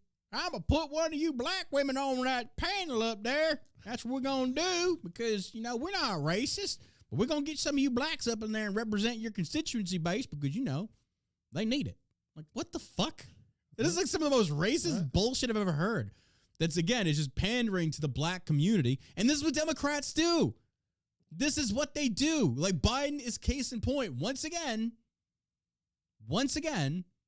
proving that COVID has taken out the wrong motherfuckers. You know, I would actually, you know, probably have a party if COVID took out Biden. Like, hey, I know that's in poor taste, but I really don't fucking care. I think he's a horrible human being. I wouldn't lose any sleep over Fuck it. no. Got 13 U.S. service members killed on his withdrawal. Drone struck and killed 7 more kids. Like, fuck me running. You're horrible. He hates kids. He hates the blacks, too. He puts them in prison as well. Yeah, he shit myself. Crime bill. Yep. On the campaign trail, Biden vowed to put a black woman on the high court, which would be a historic first. A short list of potential nominees has been circulating in Washington well before Breyer's retirement plans became public, and officials in the White House counsel's office built files on various candidates in anticipation of potential vacancy. Why do I feel like this is something like royalty-based? It almost feels like it's some kind of monarchy. Like, who is the king going to favor? Who's the king going to promote? It's just weird to me. Did you see Kamala Harris's name floating around? For what? Supreme? No, she can't. She's VP. I don't know. You can't do that. Can you not? No. You can't serve 2 positions like that. But she would have to step down as vice president. There is no way. There is no way Biden would do that. And then Hillary Clinton. Dude, here's the thing. What? No, hold on. Hillary Clinton would step up as vice president. She can't do that. She wasn't elected. You can't just appoint somebody. You can? No. Oh. Doesn't work that way. Well, then never mind. That's called a monarchy. It doesn't work that way. We have a constitutional republic. No, I did. Her name was circulating. Her name was circulating as possibly running again in 2024 against Trump, which would be like 2016 all over again, and I would love for that. But my thing, though, is the reason that Kamala would never step down and get appointed is, number one, the DNC does not like Kamala. Again, she polled in the primaries at 1%. The Republican or Democrats do not like Kamala. Do they not? No. Then why she is? Why she's his VP. Her. Like, here's the thing. Like, of all the people that, like, Tulsi polled higher than Kamala. But why do you think everybody Biden did? Yeah, everybody did. Potato. Yeah, everybody. There was a potato on stage. But why do you think Biden picked her? Because you can check that intersectional box, black or minority, female. I don't think it was. He didn't pick anybody. Oh, fuck no. His advisory team's like, hey, his she's handlers. black, she's female, let's pander. And this is what happens. Like, I kind of just proved my point. Kamala, horrible vice president. Border is still a disaster zone. She's doing nothing to fix it. But because she's black and a female, she's afforded that right to be the VP. And she's fucking horrible at the job. There you go. There you go, ladies and gentlemen. Yeah. Proof right there. Here is on Breitbart. Look, Vice President Kamala Harris could be appointed as first black and female justice of the Supreme Court. Yeah, not going to happen. DNC won't allow it. There is no way. You're telling me every sitting congressman on the left would be okay with Kamala? No, I don't agree with that one. I don't think they like her. I really don't. I think Biden and Kamala have separated a little bit. There's trouble in paradise with that. I mean, she seems like an asshole too. Kamala? Oh yeah, she seems like a royal cunt. 100%. Yeah. Like that's nobody would want to work for because she's. There was news circulating about that, but they talking about like Kamala Harris just a royal bitch. But moving on from that, we'll see what happens. I do know that it's not legal for Hillary Clinton to just step in as VP. It doesn't work that way. I think it would be the actual Constitution specifies. I think it's Pelosi. Would it be Pelosi? I probably have that wrong, but in the Constitution, I actually have to read it because I remember there was a story that circulated about 6 months ago regarding something very similar, and people were like, "Oh, so and so can just step in." It's like, no, there's actually a chain of command as far as like who steps up next regarding who takes over. I'm probably wrong on that one, but yeah. But this just in. Leah Thomas's teammates realizing they will never, ever be able to beat this person, Penn swimmer's dad says. Again, we're talking about the transgender swimmer. Penn swimmer's dad tells Fox News Digital, my daughter hates it. She doesn't think it's fair. This is a teammate. Of the transgender swimmer. The father of a female swimmer on the University of Pennsylvania's team said his daughter and many of her teammates are coming to the sobering realization that they will never make it to the winner's podium as long as transgender swimmer Leah Thomas is still on their team. She is most likely going to be representing you and I and all other Americans at the Olympics, the father, who has a medical background, said of Thomas during an interview of Fox News Digital. No, I don't want him representing me in the Olympics or this country. Absolutely not. I don't want you representing psychological disorders. I don't. I mean, that would be fitting of America right now. It really would. Like, who's our representative in the Olympics that everybody in the world competes in that was started back in freaking Greece? Somebody with a psychological disorder that thinks he's a woman? Like, what? Yeah, he chopped his pants off and everything. That's who you want to send. Yeah, because, inclusivity. What? Like, this is the part that I would take China's side. It's like, we don't have you in the competition because you have penis. This is girls. But, you Americans, you crazy. You're fucking nuts, but we don't do that over here. Man is man, woman is woman. Sorry, America, you don't get to compete. And I'm all for that. That's the one time I think I'd actually be taking China's side on something. If China said, nope, we don't allow it, good for you, China. Then American liberals over here, like, we're going to boycott China. Fucking see what happens. I don't give a shit. Yeah, right. I don't give a fuck about you. Nope. That'd be funny. Boycott this dick. Cancel this dick. Yeah, that's It just I don't want that representing me. No. Absolutely not. I think there's a female on that team that can actually do a good job. It's just we don't need a man stepping in and taking over a woman's sport. That's fucking ridiculous. Bullshit. Any feminist that backs that is retarded. All these young girls who work their asses off. Like I've got a cousin right now whose daughter is a swimmer, and she's got like 12 schools looking at her. Mm-hmm. But I mean, she's worked very hard to get to that level. Mm-hmm. And here you have this dude stepping in, tucking his wiener back, breaking records by like 10 seconds. Oh, I know. 12 seconds. Yeah. You got these dudes going in there and breaking female records. Maybe, well, like, that's the great part about it. I know. That's the great part about the fucking the experts, the party of science. Yeah, it's like, no, wait. They're on the same hormones as the woman, but they still retain a lot of their masculine values, a lot of their masculine attributes. What are you talking about? And the point being, and the way that proves it is, men that are going into these sports that are transgender are destroying your records. Which also goes to prove that by and large, men are stronger than women. Yeah. That doesn't make them better. It just makes them better at that one category. So feminists don't like hearing that because they're just going like, we can do everything you can. No, the fuck you can't. If Megan Rapinoe, the soccer star, came up and I popped her in the fucking face, I guarantee I'd whoop her ass in a fight. Yeah, is she gonna? She probably could run faster than me. Is she gonna play on a men's soccer team? Fuck no. That's what she should do. Right. That's the one thing. Like, clip this. The pink-haired fucking lesbian feminist soccer player, Megan Rapinoe, whatever her name is. If you truly believe that men and women are the same, go play in the men's league and see how far you last. Let's see how long you go. There would just be the league. Yeah. There wouldn't be men's Incorporate it and see what happens. Let's see how many of these women league. get ducked out with injury. Put women in the NFL. I want to see that. But not women that agree with us. Women, like, this is the other part. It's like, if you are so, like, all these fat, blue-haired, ugly, disgusting feminists that nobody wants to fuck except other fat, blue-haired feminists, even, like, lesbians on left and right, see these SJW, like, I think they're lesbians of convenience or political reasoning. Like, even I wouldn't fuck you. Like, even with a strap, no. You're disgusting. You take no care of yourself. You dye your hair for attention.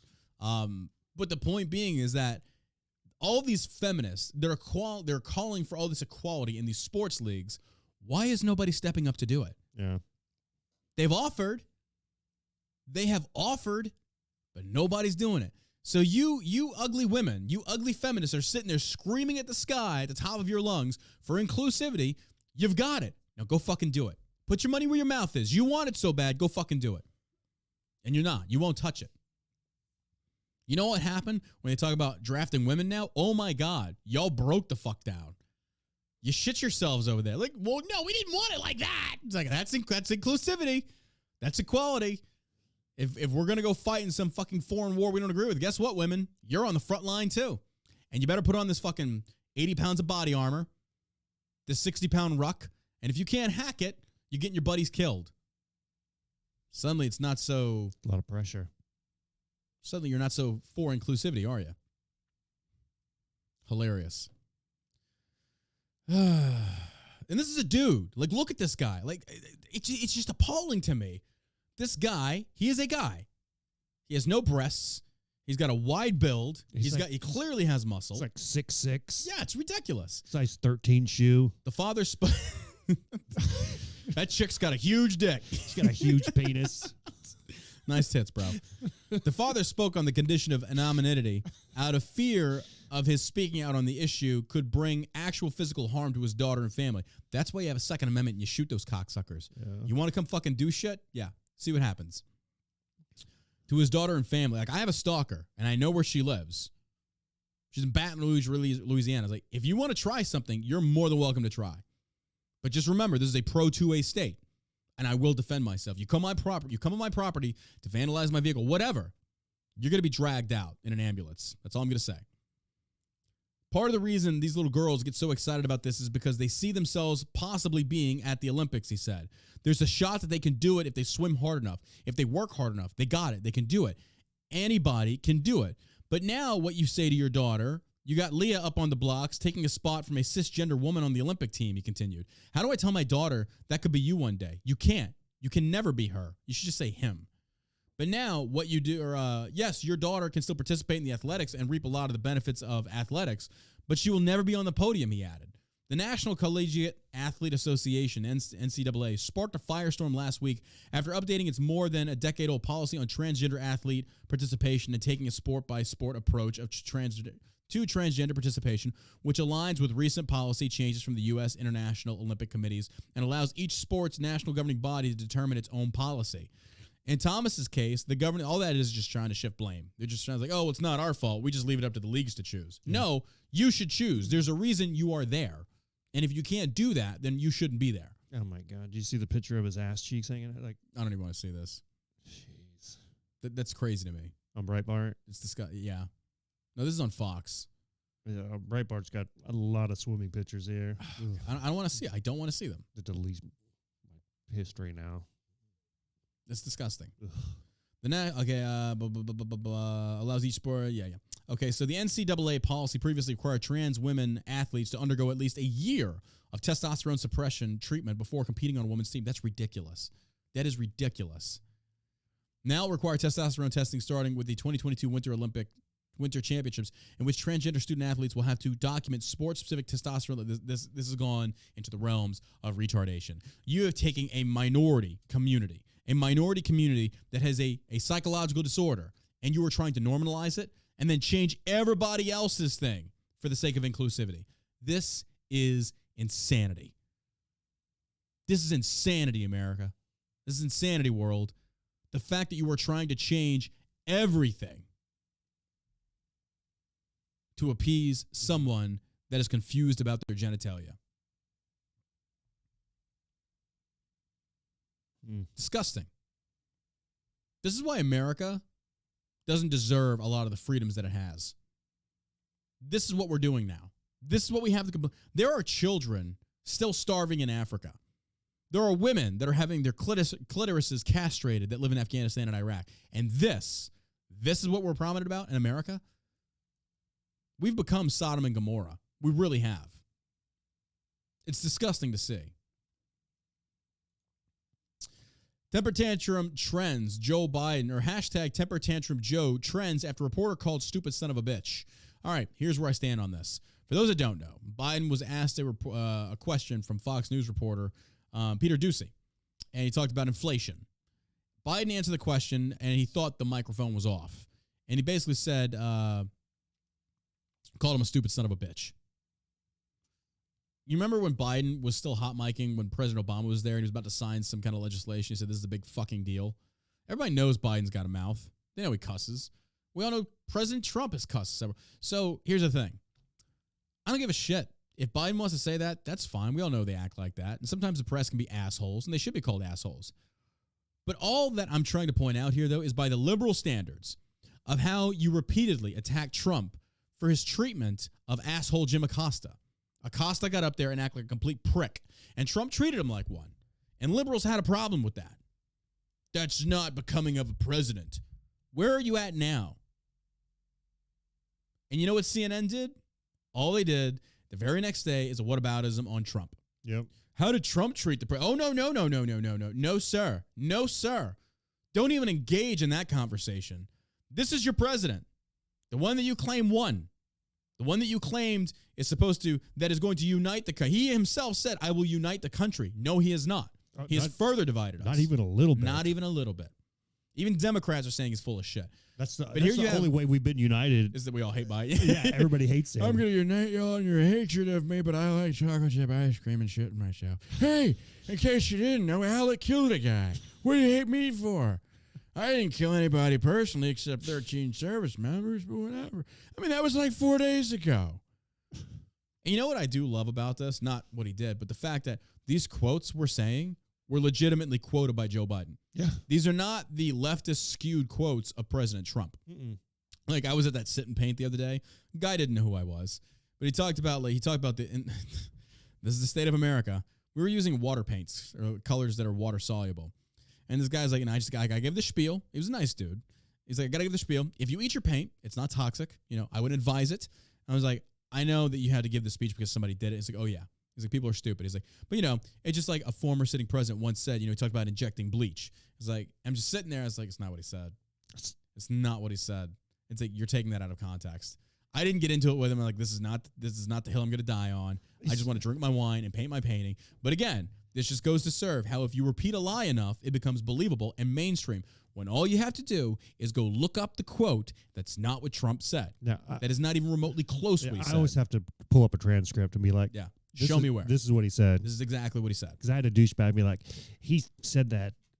What was it? The inject bleach, like inject bleach, and then what was the other thing where someone died? They were saying Trump said white supremacy. There was good people on both sides. Oh yeah, that was that was Charlottesville. Yeah, and that he wasn't referencing them. No, I was like, well, let's look at the transcript, and as soon as you pull it up, you see clear as day. And he's like, I'm not talking about white supremacy. I'm not talking about KKK. They should all be condemned totally. And then people were like, well, then why didn't Trump deny it when they flat out asked him? Is it because if you give them an answer, you allow them to control the narrative? The guy answered it like 65,000 times. We got to the point where he stopped answering the question. Why won't you deny it now? Is it because I've talked about this multiple times? You're not listening. You want me to say it. This is what you want. This is why the MSM are fucking crooked. And as soon as you say that to him, they're like, well, why did he wait 4 days? Exactly. I'm like, oh, okay. Like, this way is to pivot. It's ridiculous. These are slimy creatures, all for political motive. They don't give a fuck about truth. But the only issue I take with this, I don't give a fuck if Joe Biden called him a stupid son of a bitch. I mean, okay, fair enough. Gotcha. But the point that I'm trying to make, though, is like, where's the liberal outrage? The CNN, lambasted Trump for years over his treatment of Jim Acosta. Yeah. Because I remember, Jim Acosta loves him some Jim Acosta. Jim Acosta is his own biggest fan. But they basically went after Trump and crucified him, saying you shouldn't treat members of the press this way. You're a president. Act dignified.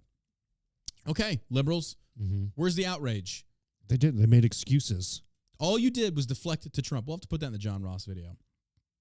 All you did was deflect. Well, what about when Trump? No. Trump's not in office. Your president is. So you stand accountable for his actions because that's your identity. Yeah. So you explain to me how the sitting president can call a member of the press stupid son of a bitch, and you're not outraged. But you would have been outraged if it was Trump. But he was asking questions that were off topic. He was asking mean questions about inflation. About how it affected middle class and poor people. Yep. Oh, yeah. And Clash actually says, I'm not taking any questions because all you're going to ask about is Russia turns and shuffles from podium. Biden dodges the oh my God. It is so funny to me. I know. He's like this guy is so protected. He is so protected by MSM, by his team. Trump couldn't be controlled. And that was also Trump's fault. Biden, they handled this moron with kid gloves. Oh. This guy's got a diaper on. They love them somebody. You're not going to ask him, we're going to be completely transparent, but we're not taking questions from these certain people. I was told to call on these people because you're going to ask me softball questions. See, let me write it. I wrote it on. And you actually work for somebody. You're the daughter of somebody that works for me. Yeah. Let's answer your question. What? Hypocrisy is real here, ladies and gentlemen. And Democrats won't acknowledge this. They will not acknowledge this. And it's fucking pathetic. Yeah. It's fucking pathetic. Disgusting. But that's where we're at. Mm-hmm. And again, I mean, what are you going to do? But just keep pointing it out. Yeah. That's all you really can do. I mean, really, that's all you can do is just be like, these guys are total liars. Yeah. They've got no moral compass. None. They don't care. They don't care about truth. They don't care about science. They care about control. Most recent article I saw come across my feed was from Holly Madison. Many of you probably remember her from back in the early 2000s. She was former Playboy CEO Hugh Hefner's girlfriend. I think she was, said in the article, she was 21 and Hugh was like 75. Well, Holly Madison has come out. And here's the thing. I kind of don't give a fuck about her because here's the reason why. Holly Madison claims Playboy's Hugh Hefner didn't want to use protection, documents reveal. It was really gross. And then she said he had a lot of revenge porn. Well, let me ask you this. Before we read the article where Holly Madison is coming out pretending to be a victim, which she's not, you are not, here's the reason why. How long has Playboy been around? Like since the 50s? Yeah. Okay. I think so. So Playboy existed long before Holly was ever born, probably even before her parents were born. And God forgive them for birthing out whatever fucking blonde bimbo that is. Good job parenting there. But you've known what Playboy has been. Even I, growing up, knew what Playboy was. It's women that take their clothes off and appear in Playboy. And well-constructed articles. And actually, they actually do have really good art. I'm not gonna lie, they actually have really good articles. Yeah, it's not Uh-huh. one of those things like, oh, Hooters is great because they have good shit. No, you just want to go look at women with big tits. Playboy actually had really good interviews, and that's what it was the double whammy: naked women, good articles. So I will give them that. But the point that I'm trying to make though is there isn't a single young kid on earth before digital destroyed the magazine world that did not know what Playboy was and what it was about. If you got invited, like, let me ask you this, chat. If you got invited to the Playboy mansion, what do you think that entails? You're going to have sex.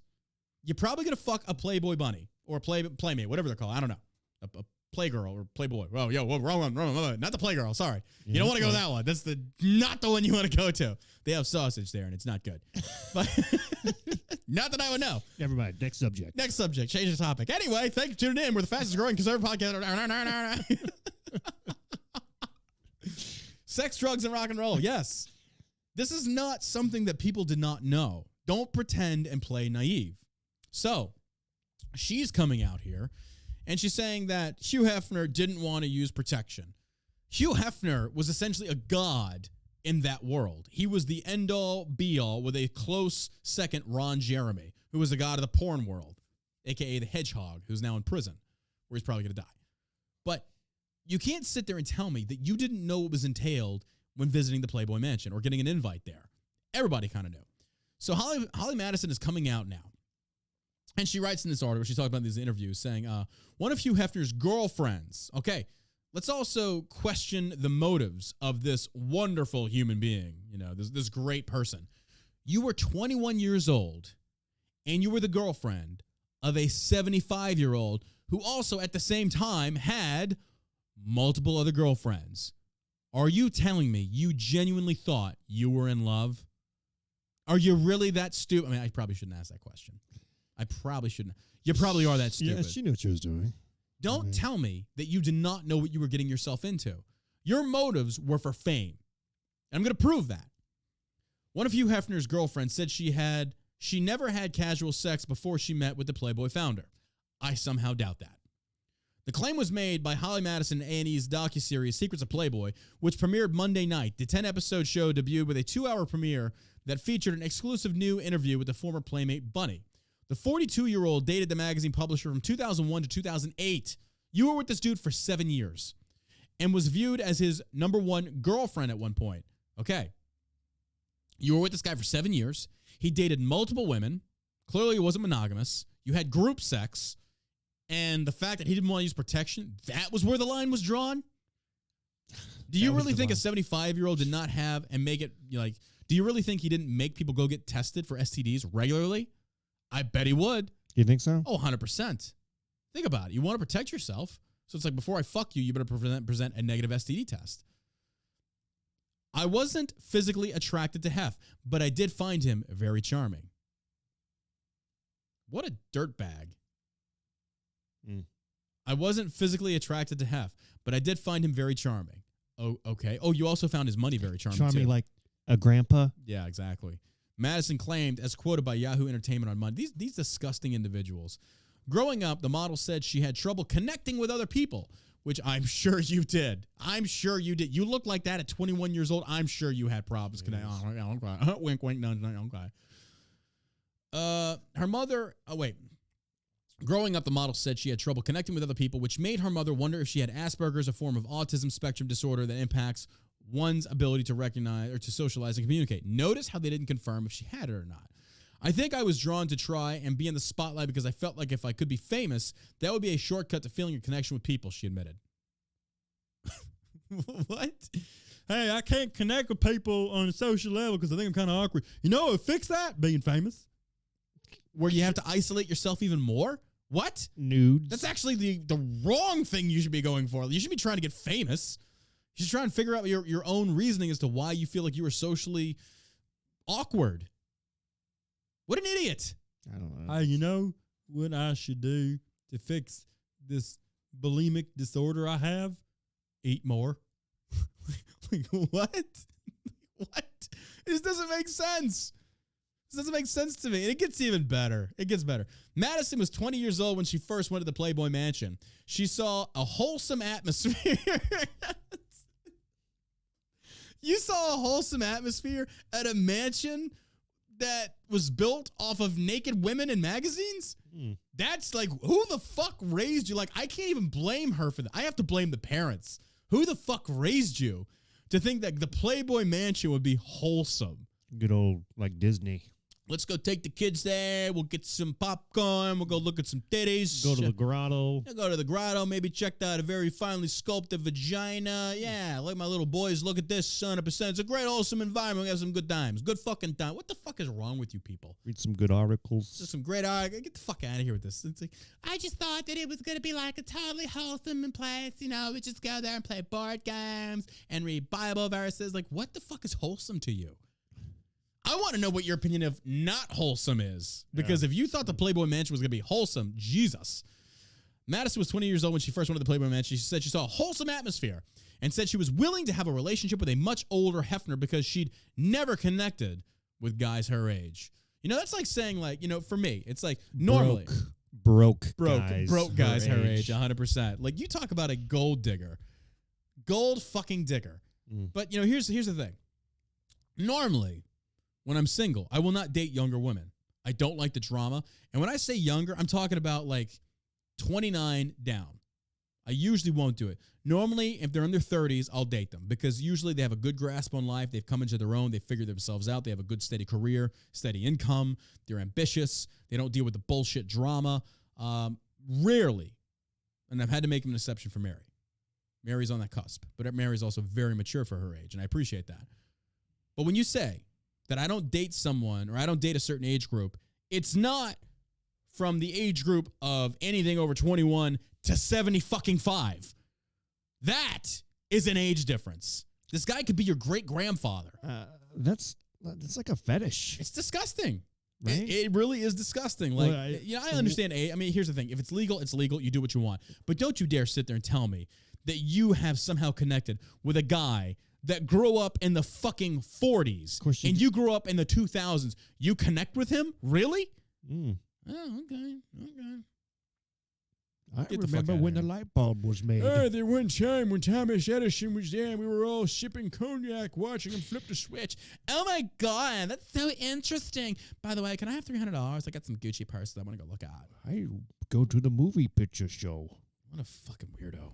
I used to have a horse and carriage. But the first night, Madison went out with Hefner. She alleged that he offered her a Quaalude, purportedly telling her they used to call these thigh openers in the 70s. Madison claimed she didn't take the drug, but drank heavily. Oh, well, that's fine, too. Thigh openers? Thigh openers, Quaaludes. That's pretty creative. I mean, again, this is the Hugh Hefner. This is the guy that's probably raped numerous people. Like, guarantee he probably has. Thigh opener. Thigh openers, yeah. And I love how the article says, like, well, I didn't tag them, but I did drink a lot. Like, so then you just resorted to a different medium to achieve a different kind of outcome, but yet still be in an inebriated state. What? Does that even make any fucking sense? Like, I don't get this. I don't get this.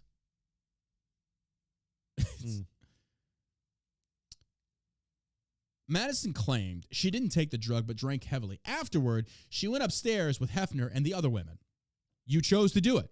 You chose to do it. You were not forced. You chose to do it. You were not a victim. You're just a whore. Okay? That's all there is to it.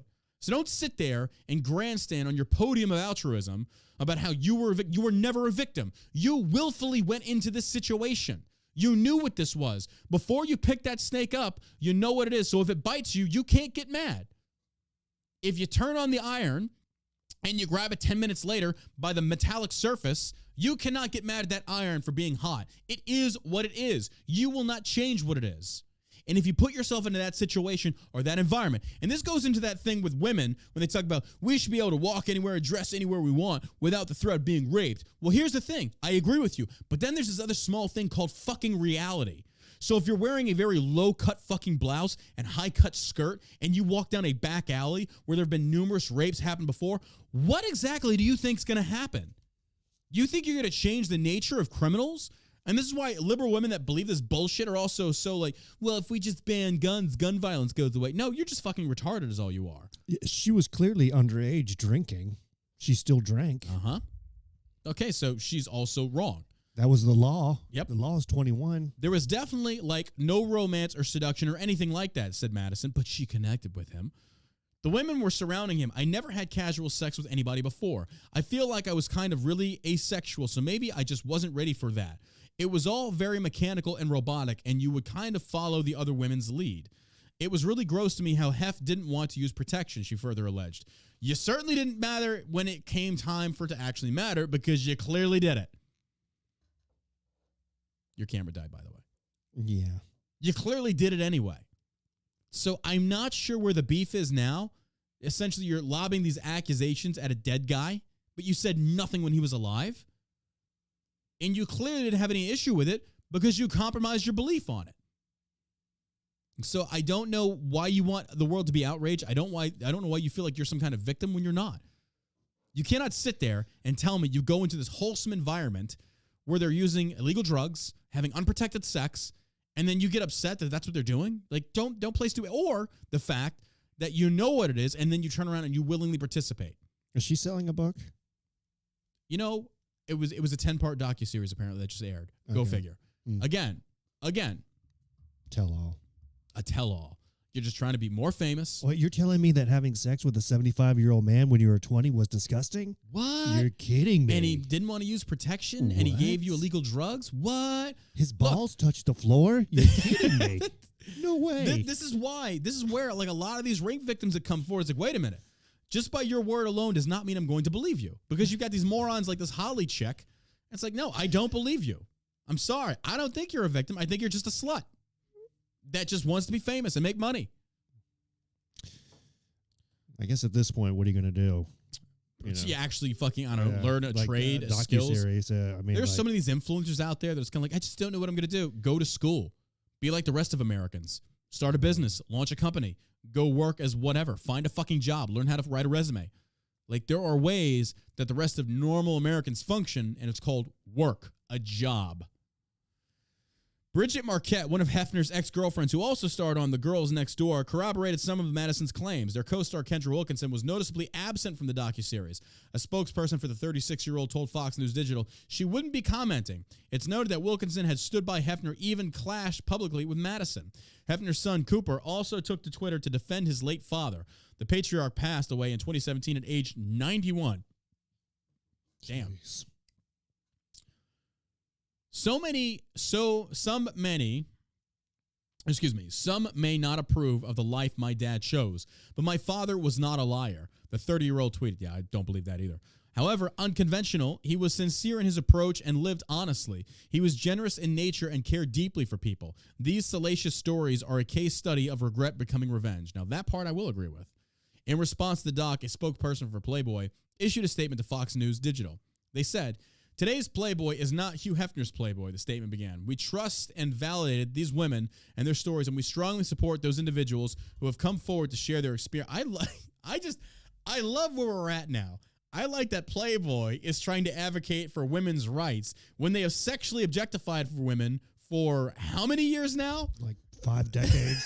That's still what you do. Oh, yeah. But here's the thing. I don't care. These women voluntarily do it. Okay. I'm for legalizing prostitution. It doesn't mean I'm going to go out and pick up a hooker. I don't have to pay for sex. I'm good looking. I'm okay with that. I've never had an issue there.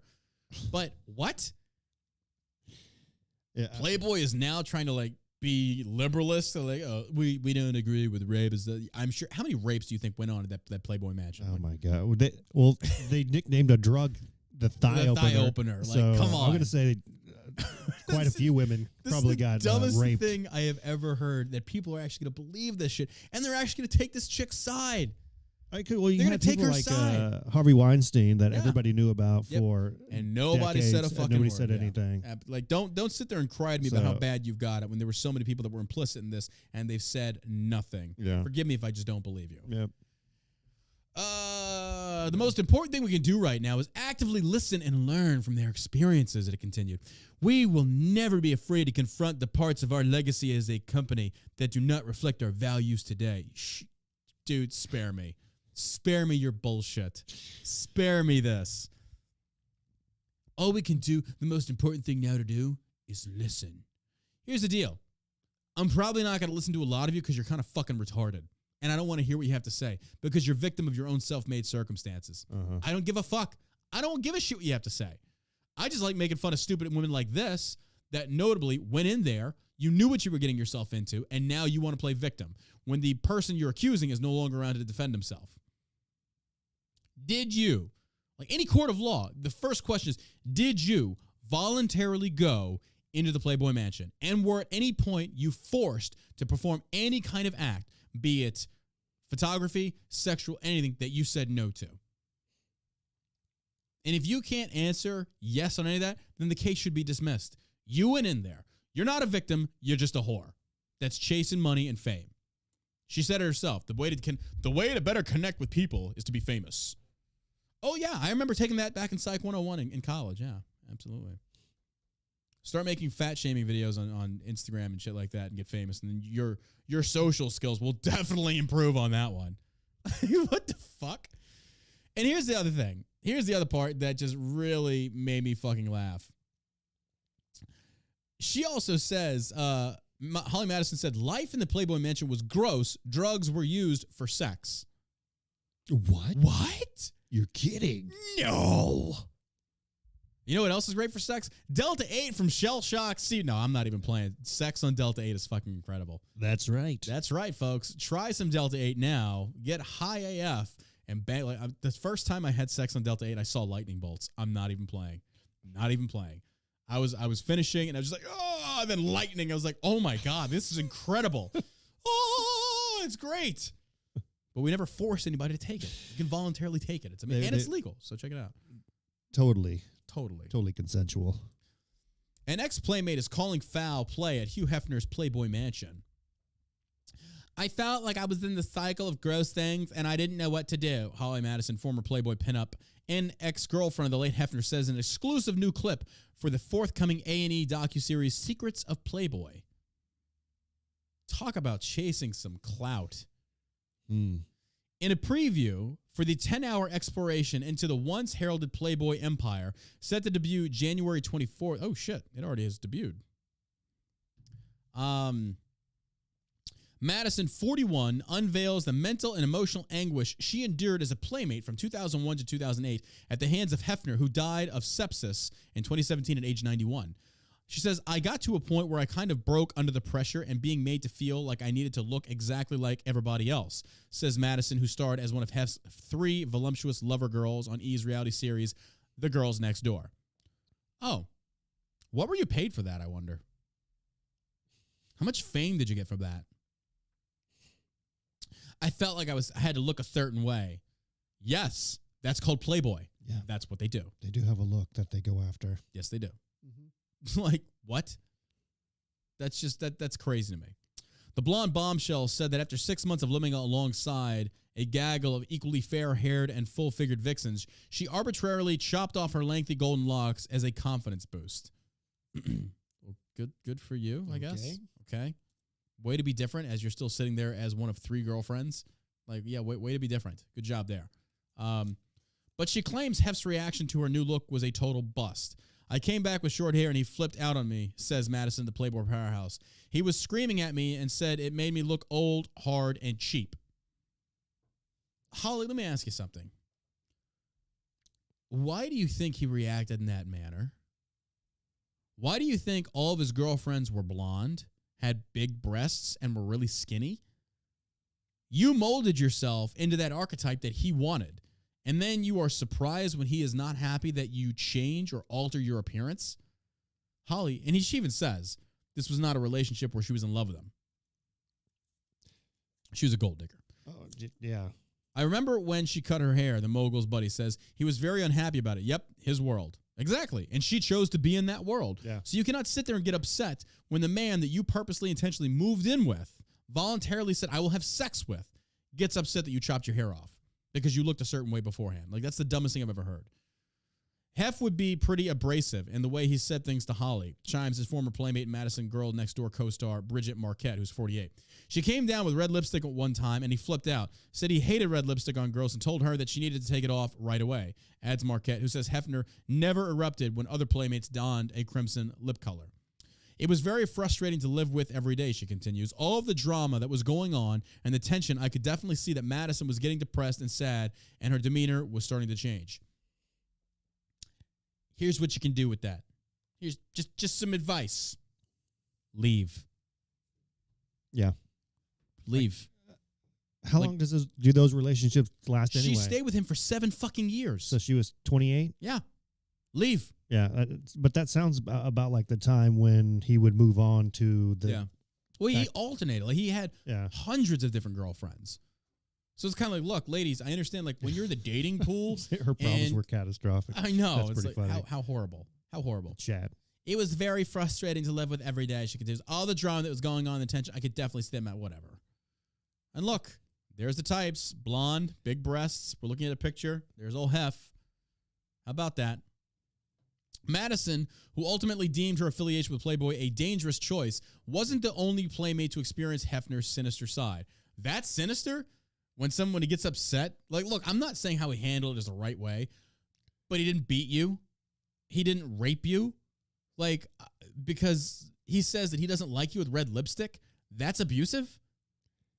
This is where it goes. This is where they conflate actual verbal abuse and beration to he just said he didn't like how my hair looked and that I wore red lipstick. Well, lady, you're with a guy that fucks thousands upon hundreds of thousands of women, and you really expect him to, like, not be a certain way? How naive and stupid are you?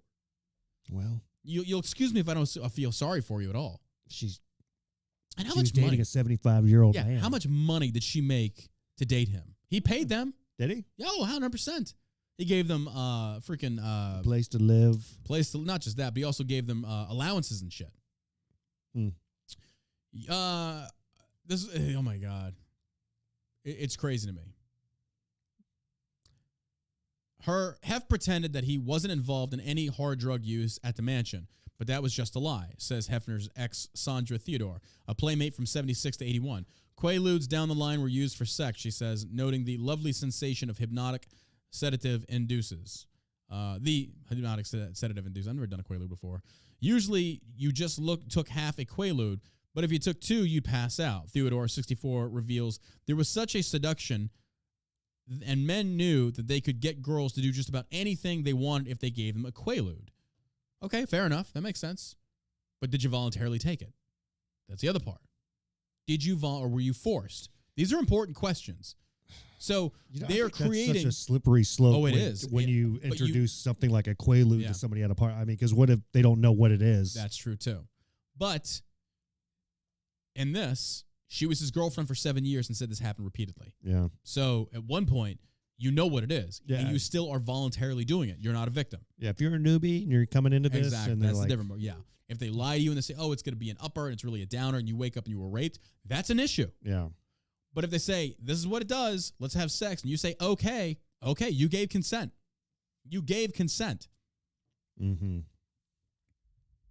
It just doesn't sound like someplace you should be. Exactly. And like Tammy in Twitch said, she says, "I'm not hearing roofie or I was Cosby'd." Exactly. I'm not hearing that. I'm not reading that either. Yeah.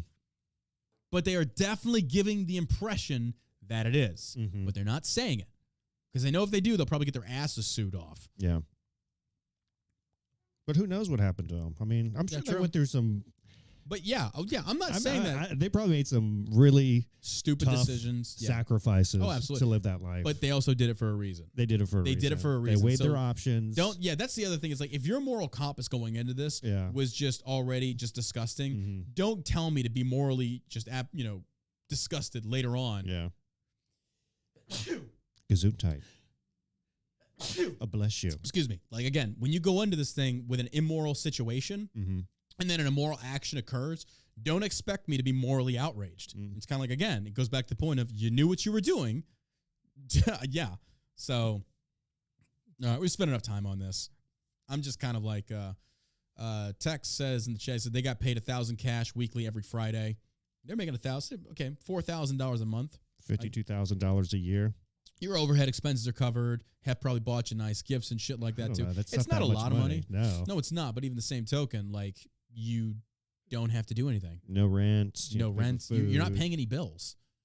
Like Hef even bought people cars and shit. Did he? Yeah. So that's the other part. Like Alec killed a guy. Alec killed a guy. He did it for free. All right, so that's enough of this idiot. These fucking morons are going to do anything they do to grasp at straws. But here's last thing we're going to talk about here. Peter Dinklage. He played on Lord of the Rings or Game of Thrones. Excuse me. He's a dwarf. What was his character name? I forget. Oh my god. I don't know. The I drink and know things guy. I like him as an actor. He's an amazing actor. Peter Dinklage. I can kind of see a stance on this, but come the fuck on. The USA Today says Peter Dinklage pushes back against dwarves in new Snow White adaptation. Disney responds. The upcoming live-action adaptation of Snow White is not a fairy tale reimagining for Peter Dinklage. During an appearance on a Monday episode of the What the Fuck with Mark Maron podcast, the former Game of Thrones star told host Mark Maron, the remake of the story of Snow White is a step backward for media representation of dwarfism. It's called a fairy tale. It's not real. Like, bro, chill the fuck out. The Disney adaptation, directed by Mark Webb, currently set for release in 2023, star West Side Story breakout Rachel Zegler as Snow White and Wonder Woman Gal Gadot as the evil queen. There's a lot of hypocrisy going on, Dinklage said on the podcast. Literally no offense to anything, but I was a little taken aback when they were very proud to cast a Latina actress as Snow White, but you're still telling the story of Snow White and 7 dwarves. Take a step back and look at what you're doing there. Okay, you can kind of interchange people based upon race, but when it comes to size, you can't. They're shorty McShort. Like, I what are you talking about here? Like, here's the other part. Like, let's take this a step further there, genius, okay? Say, like, she was with 7 regular dudes. Doesn't that come off as a little bit rapey to you? But dwarves, sneepy, grumpy, dopey, like, people love these dwarves. Shorty. Shouty. It's the new modern gangsta. It's Shouty. What's up, Shouty? Shouty. Dude, like, Peter, you're coming off as, like, angry dwarf. Yeah. Grumpy. Maybe you should play in this and be the grumpy dwarf. Just chill the fuck out and just enjoy shit for once. They're not highlighting dwarfism in a negative context. Snow White and the 7 pals. It's ridiculous. Yeah. Doesn't have the same ring. What is this dude's problem? I don't know. It's just ridiculous to me. Oh, we have a troll in the chat here. This douchebag 999 says Hugh Hefner's ancestors invaded the Americas, killed the indigenous like coyotes, so you guys could screw each other in your ass. You better believe it. Damn right. Welcome to America. Welcome to America, buddy. Don't like it? Fucking leave. You got your asses whooped. I don't know what you want. You're not going to get pandering on this show, brother. You came to the wrong fucking chat. Enjoy it. Wrong fucking chat. You got your asses kicked by blankets. Sorry. Be better next time. Have better technology. I don't know what you want. Yeah. Enjoy the smallpox. What a fucking loser. Like imagine sitting there and like yelling at winners like, yeah, well, you know what? You won, but you still won, but you know, blah. Like, shut the fuck up. Losers don't get to dictate how winners celebrate. Don't like it? Tough shit. Do something about it now. I'm white. My ancestors were Irish, German. You got a problem? Come do something about it. But you won't. You're just going to bitch on social media. That's all your types do. That's all you fucking go make your TikToks. You know, like that one transgender Native American. He's famous on TikTok. This guy's a fucking whack job. He's like, you know what I do to fight racism? When I see white people walking down the road, I don't move. Whoa! Move over, Rosa Parks. Step aside, Martin Luther King Jr. We got Chief fucking, stands in the way. We got Chief stands in the way. He's way to go, bro. Way to go. You're fighting fight the power, bro. I don't move for white people when they walk down the street. Oh my God. You get people out there actually doing something for equality and like, what are you doing? You're fucking making TikToks and making money. Shut the fuck up. His name is Modern Warrior. This guy's the biggest cuck I've ever seen. And then he says he has to move because he gets hate threats. Death messages. Bro, welcome to the club. That's social media. Modern Warrior, my dick. What a loser. Just like that other guy in the chat. Like, yeah, somebody in the chat also says, should have fought harder. I don't know what you want me to say. Like, what you didn't want to be what kind of outcome do you want from me as a white person? We did this just so you could fuck each other in the ass. You damn right. Welcome to freedom. Exactly. You fucking losers. I don't know what you want me to say. I don't feel any guilt. I didn't fight you. I have Seminole ancestors, but they got their asses kicked. Tough shit. Oops. Next time, be better.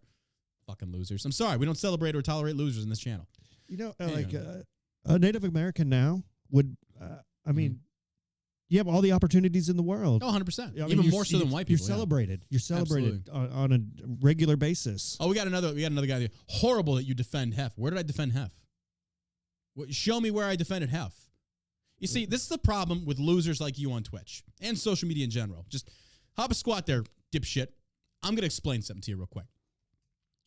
When you can actively dissect and prove that somebody's intentions are morally apprehensible and it's just clout chasing and fame seeking for money like this Holly chick is doing, that does not automatically mean that I'm in agreement with how Hef conducted operations or lived his life. But here's the thing.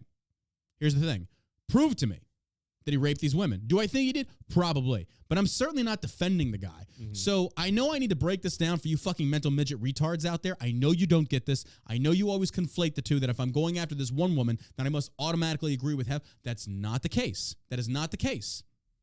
But Holly might talk the truth. Everything that Holly admitted, we've just broken down, which you clearly weren't fucking listening, she admitted nothing. She said she engaged in this relationship for 7 fucking years. She was not attracted to Hef. Therefore, what was it? You please tell me that. She had the connection with a 75-year-old at 20 years old. She illegally drank. She took illegal drugs. She admitted that. So you please tell me, Mr. Defender of fucking, she's not going to fuck you, bro. Like, I'm looking at your profile picture. You look like a beta cuck to me right now. She's not going to fuck you. This is the problem with people like you. You know what the most important thing we should do? We should just listen. Don't question it. Just listen. It's people like this piece of shit that are ruining it for actual victims that come out there needing the attention and recognition. Jesus Christ. Like, are you fucking retarded? I genuinely have to ask, like, are you fucking retarded? Maybe a little bit. My God. What an idiot. Going full Biden over here. Like, do you really want me to fucking do this to you right now? Do you really want that? Anyway, by the way, it's called the All American Savage Show podcast. You can go try and cancel it. It's got over 200,000 fucking downloads last month. We're growing every month. So we don't have a lot. We have like 204 viewers on Twitch. We also got them on YouTube. Go Google me. My name is John Burke. Welcome to the channel. You're not going to fucking like me, bro. You're not going to like me. You're going to hate the way you feel. I guarantee it. That should be my thing. You're going to hate the way you feel. I guarantee it. Oh my God. All right, so Peter Dinklage, again, he's offended that they're using the dwarves for this. Bro, could people not enjoy anything anymore? Mm-hmm. Like, really? Crazy to me. There's a lot of hypocrisy going on, Dinklage said on the podcast. Literally, no offense to anything, but I was a little taken. He basically said, you can change the races of the actresses that basically represent, like, Snow White. Mm-hmm. I mean, if anything, they're being more inclusive. They're using minorities now, which, again, M&Ms, hey, thank God. The M&Ms are becoming more inclusive because I guess the green M&M is not going to wear high heels and she's going to wear a shoe. I don't know what's coming with this. I don't get it, but whatever. That's one thing. There are no white M&Ms. Yeah, there's no white M&Ms. Where's the inclusivity for that? I kind of want to know that. Jeez. Coyote Kai makes a good point. He said, did The Witcher piss him off too? Again, yeah, because there was midget. It's fucking retarded to me at this point.